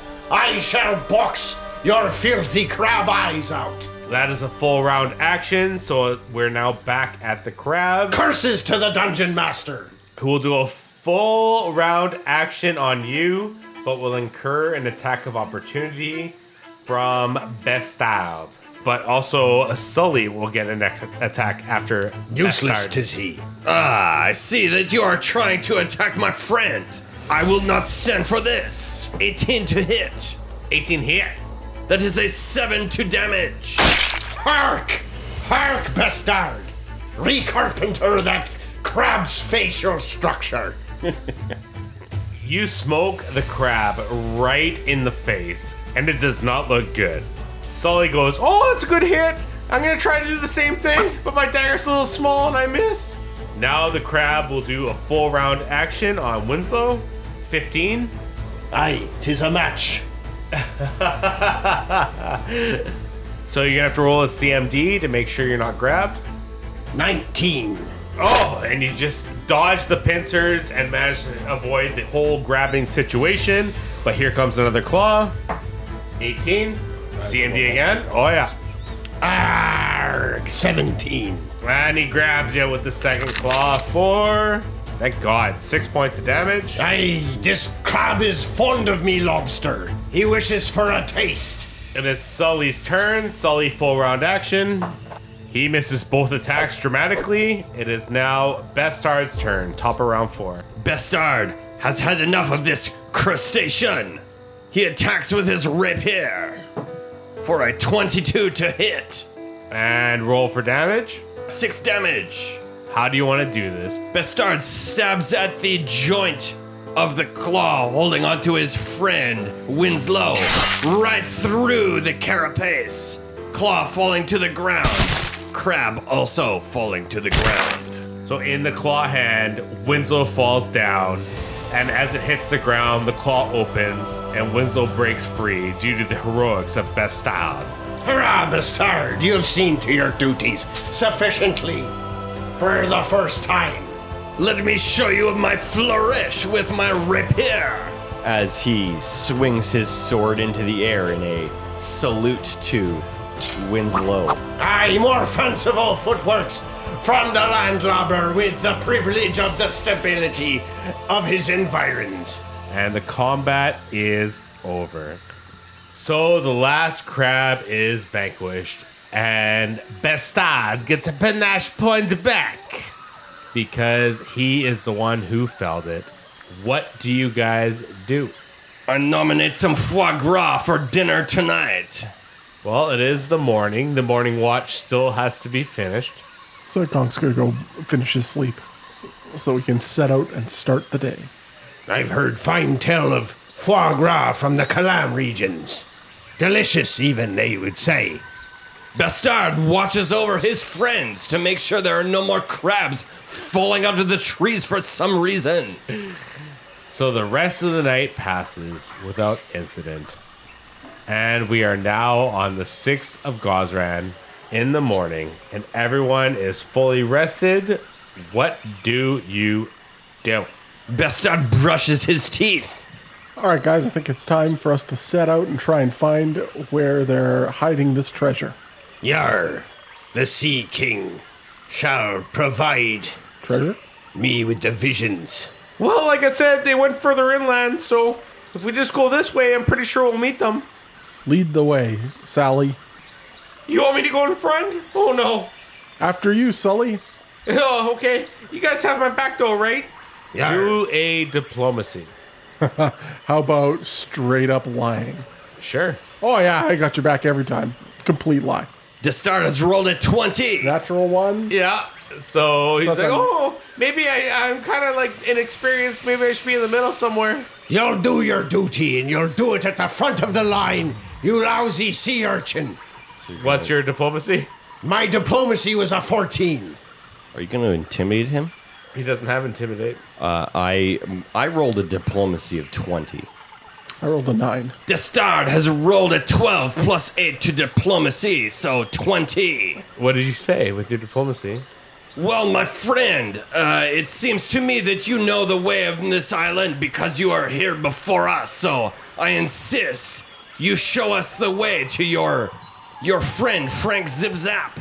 We need to mete out justice to him. Well, I said he killed me. He's not really my friend. And I pointed already where he went. So I don't know what more you want from me. I want you to step up and stop being a pussy. So he just kind of waits for you guys to take the lead. Arr, mustn't do everything here. The Sea King shall guide me. Onward, ye scurvy dogs. Destard takes the lead. Destard will be point man. To your duties, then. Yeah, I'll go third. Onward, my friends. Okay, I'll happily go last. Silence with ye carry the bags. So we have movement order. You guys start moving through the island, more to the center area, on another beautiful sunny day. A couple hours in, I'm going to need another perception check. Gonk. That's going to be a 23. Winslow. I'm at ye, 23. Bestard. Bastard has rolled a 13. All right, so Bestard, once again concerned with his own personal features, is distracted, but the original duo of Gonk and Winslow hears something happening ahead. They hear human voices. Quiet, everyone. Let's try and sneak up on them. Aye, avast, there be voices. Yes. We will be as sneaky as possible. I'll do whatever you guys do. Silence, Okay, ye fool. but you're talking and I said I'd do what you do. Lest I keel-haul you. I don't know what that is. Silence. So, Stealth time. all right, everyone roll your stealth check. That's a 26. Oh my Back-to-back 20s. Jesus. Fatty natty. 10. Bastard has rolled a 17. This idiot will be the death of us. I don't think that he is sneaking as good as he can. Are you talking about Winslow? No, Winslow. We should probably whisper a little bit more, but Just because I've had some of the finer rum. I am speaking of Sully, who we recovered from the beach. Useless dog is he.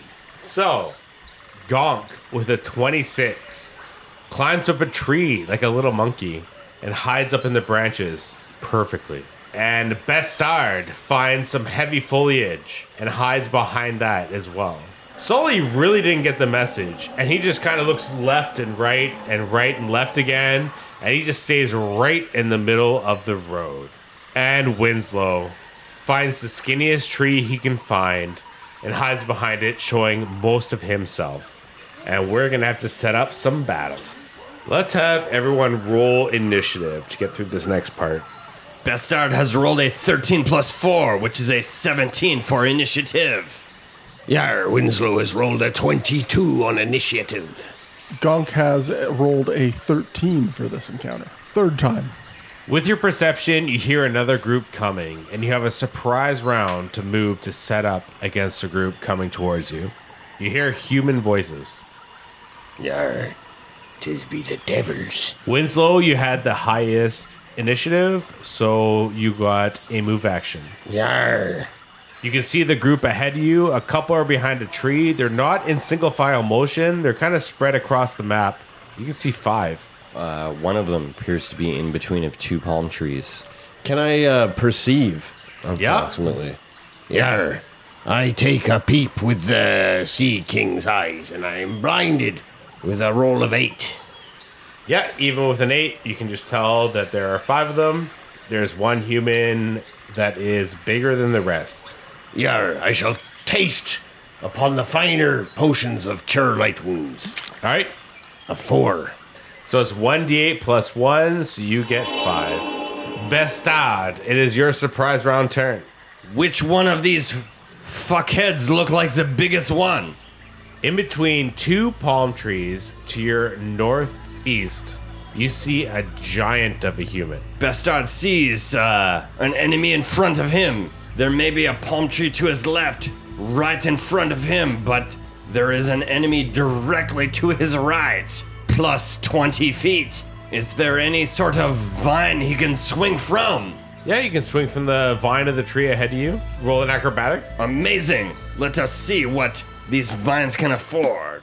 That is a 20, which is a roll of 11 plus 9. And Bestard just jumps off the tree, swings in, and completely surprises this group that is coming back from God knows where. Holy shit!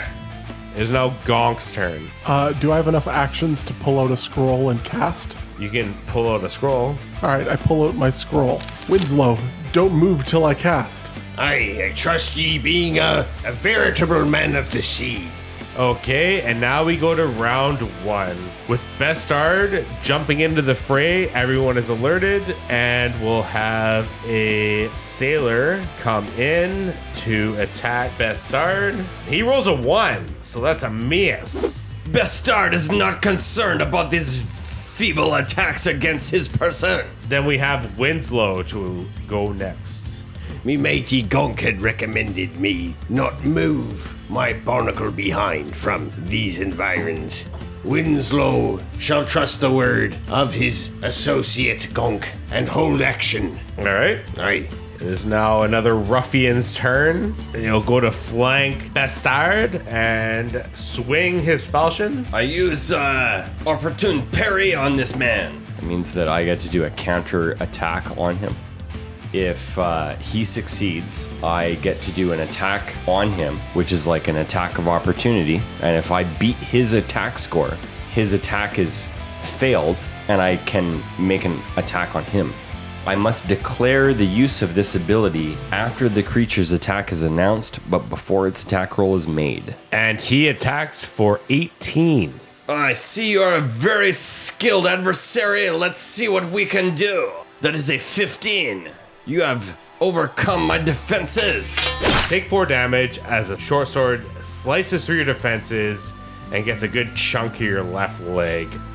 I'm at 19. I do not care for this short sword attack. Dereliction of duty, allowing your legs to be wounded. Your legs are for working.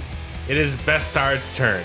Seeing as how this man with his short sword has attacked my legs, and seeing as how my compatriot Winslow is laying me low, I will counterattack against this small man with his small sword.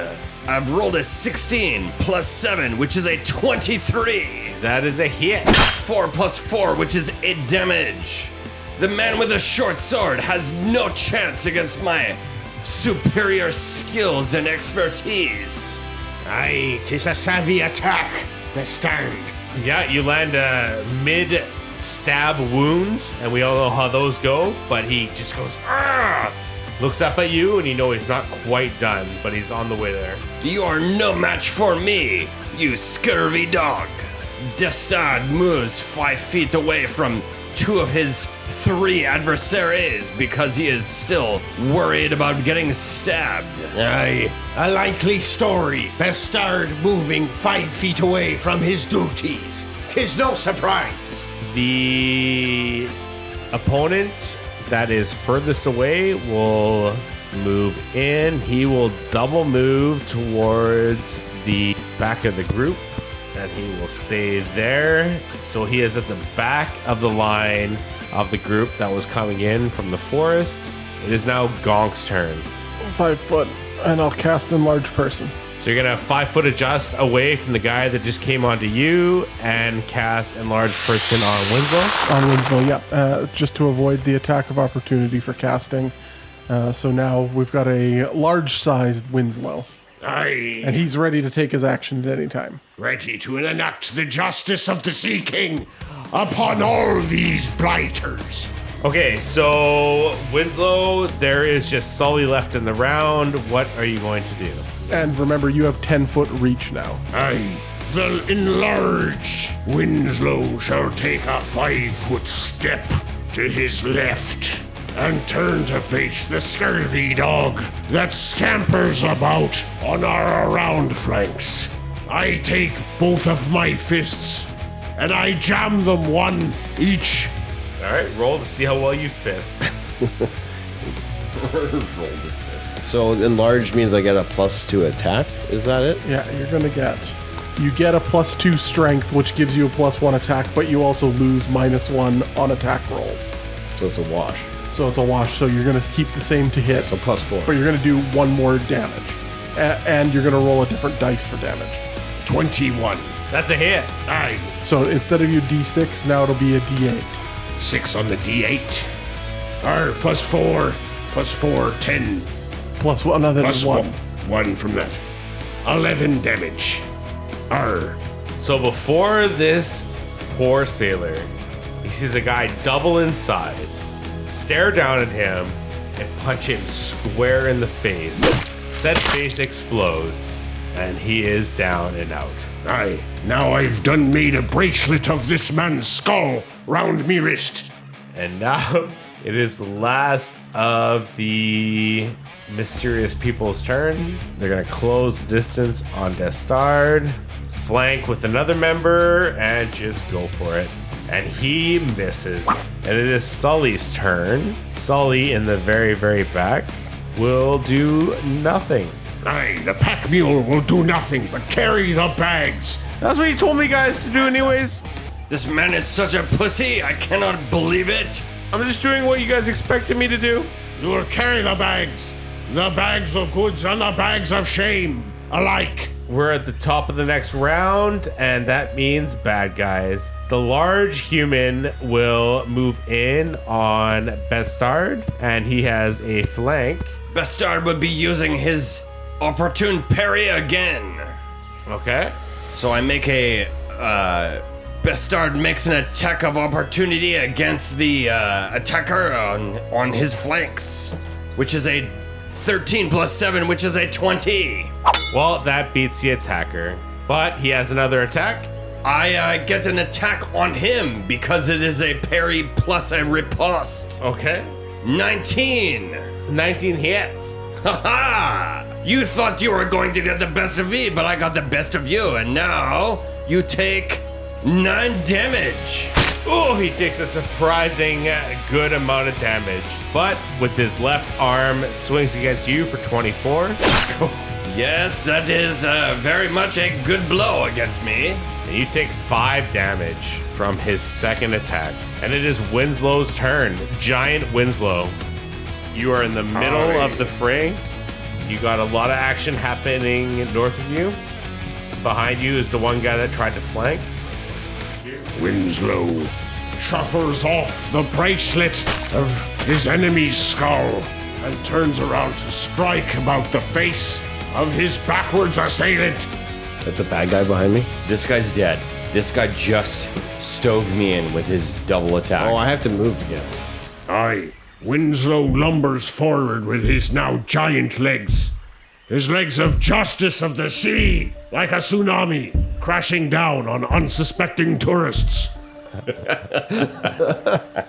If you go here, you get a I want to flank. flank. Yeah, I want to flank whichever one. But if you go here, you get a flank on this guy, which is the big guy.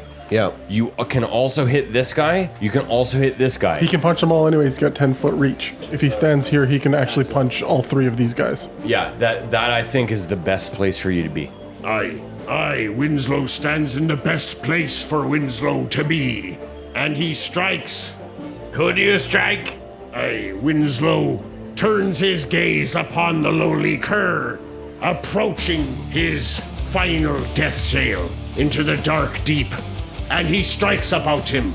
All right, you strike the small enemy sailor that was attacking Bestard from before. Aye, and he's going to crash his skull.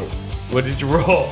Aye, that is a 20. A 20 hits. Aye, as I said and as I foretold, the Sea King tells me all. I tell you I crush this man's skull into oblivion, an oblivion darkest than even your deepest soul can imagine. So you can roll damage. Sir, this is a Wendy's. That's a D8 damage? Yeah. Okay. Aye, the maximum number of 8, plus 4 for me strength, plus 1 for being an enlarged person. 13, with mine singular fist of justice, visited upon thine anus. You just always punch Skull people to- right in the butt. How do you want to do this?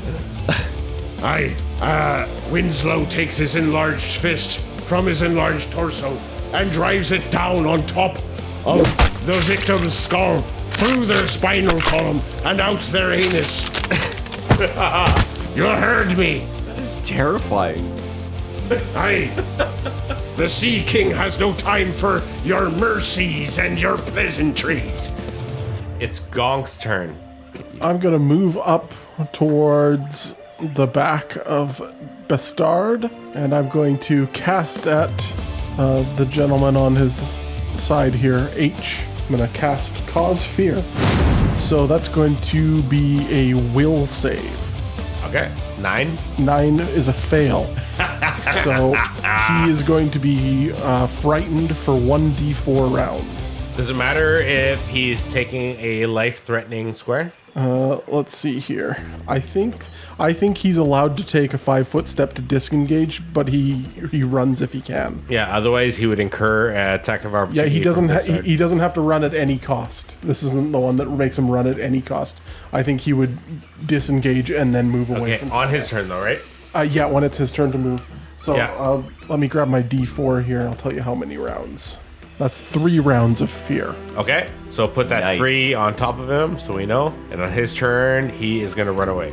It's his turn! And that's just a single move, yeah? It would be his full movement complement plus 5 foot. The fear of the depths be in ye. Strike ye from the map.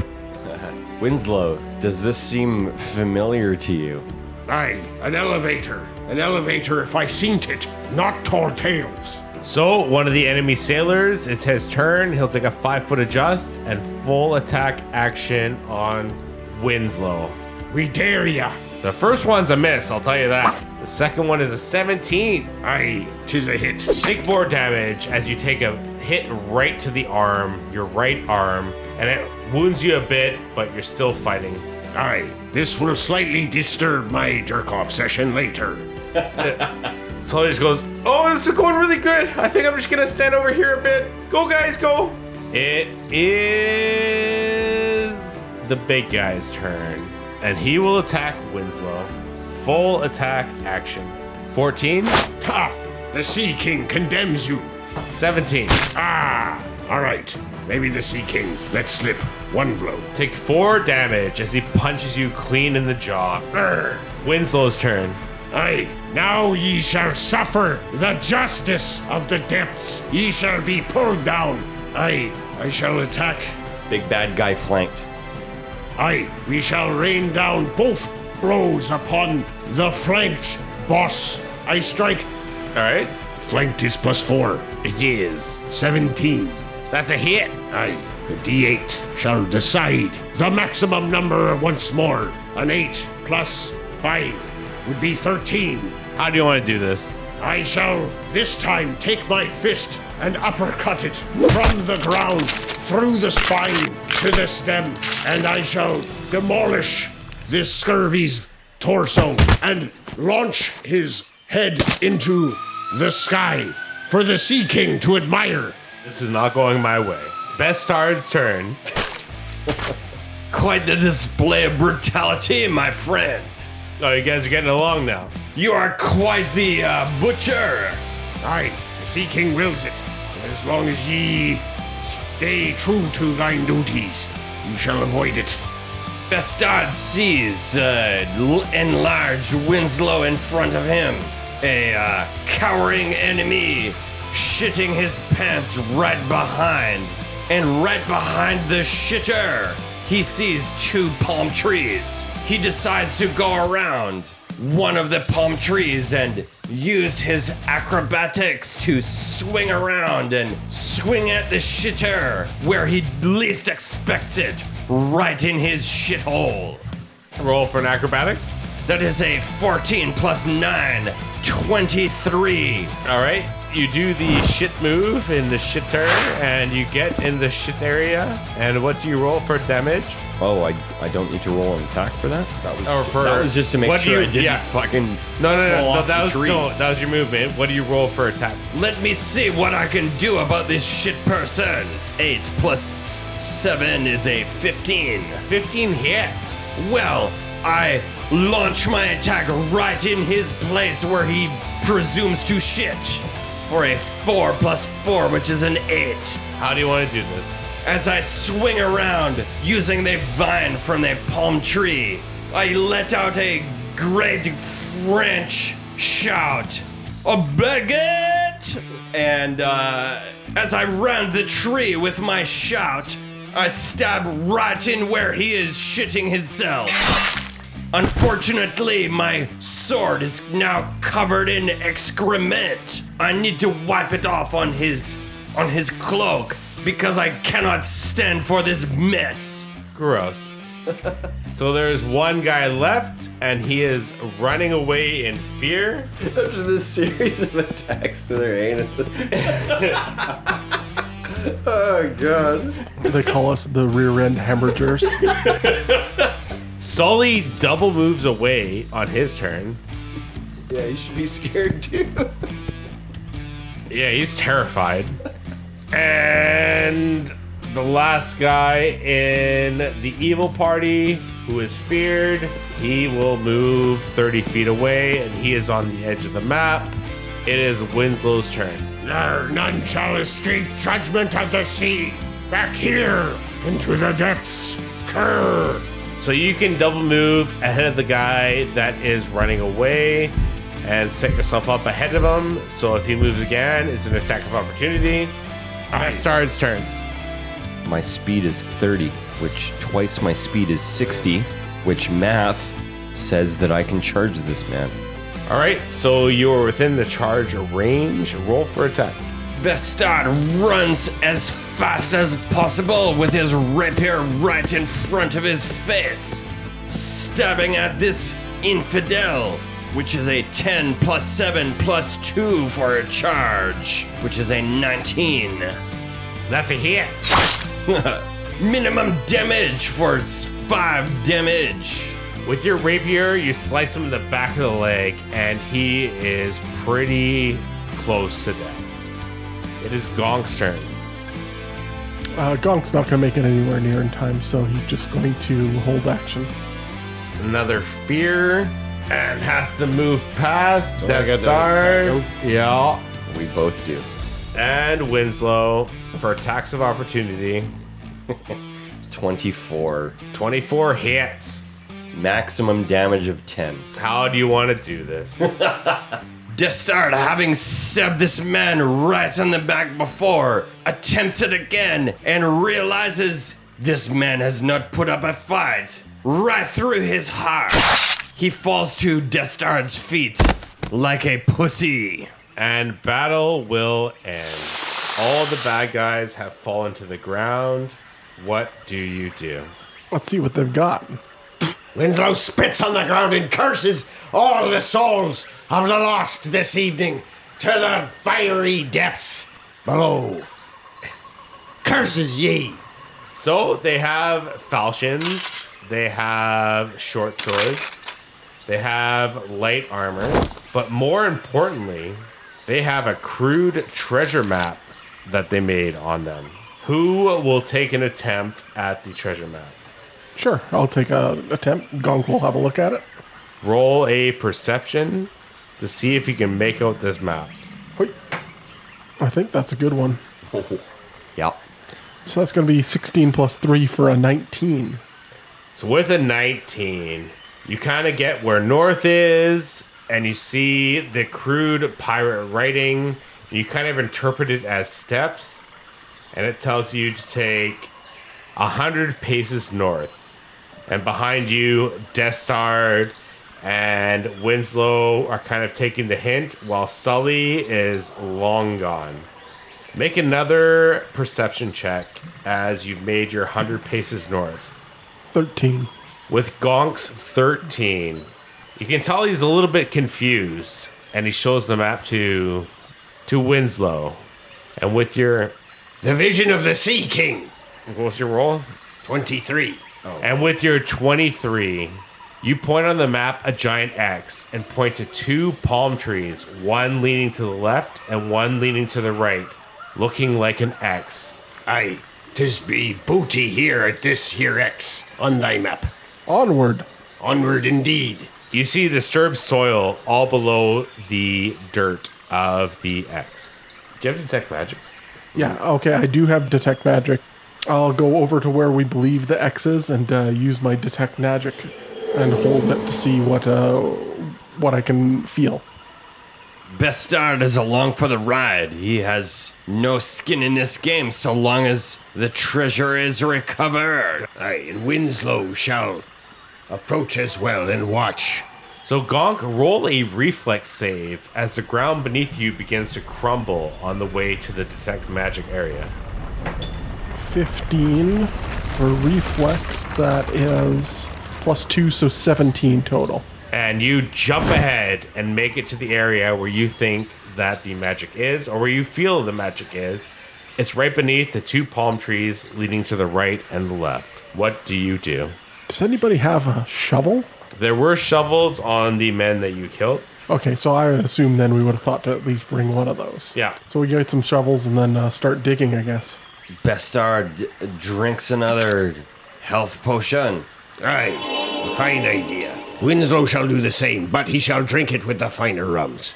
For he is a man of the sea, not a lowly landlubber such as this knock-kneed urchin that you see. You guys are at the before end. you. It doesn't matter. So We have discussed this before. My knees make no noise. I do not know where you are coming from here.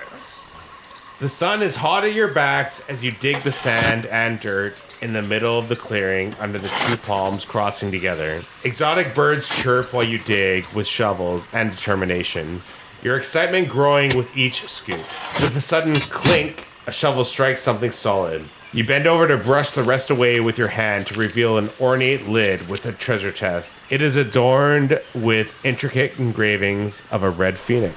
You pull it out, giggity, open it up, and inside is gold, gemstones, and 4 magical items. You return to Norg rich men, drinking your faces off, talking about your great exploits, and how everyone just came out rich. Smiley, smiling even wider than normal, makes another joke about Two Tongue, and how he can't speak properly. Everyone erupts in laughter, but during your celebration back at the pit, you can't help but think that this might have put targets on your back. The end. I dare ye! A fine journey. We fucked those guys right in their butts. Right in the anus.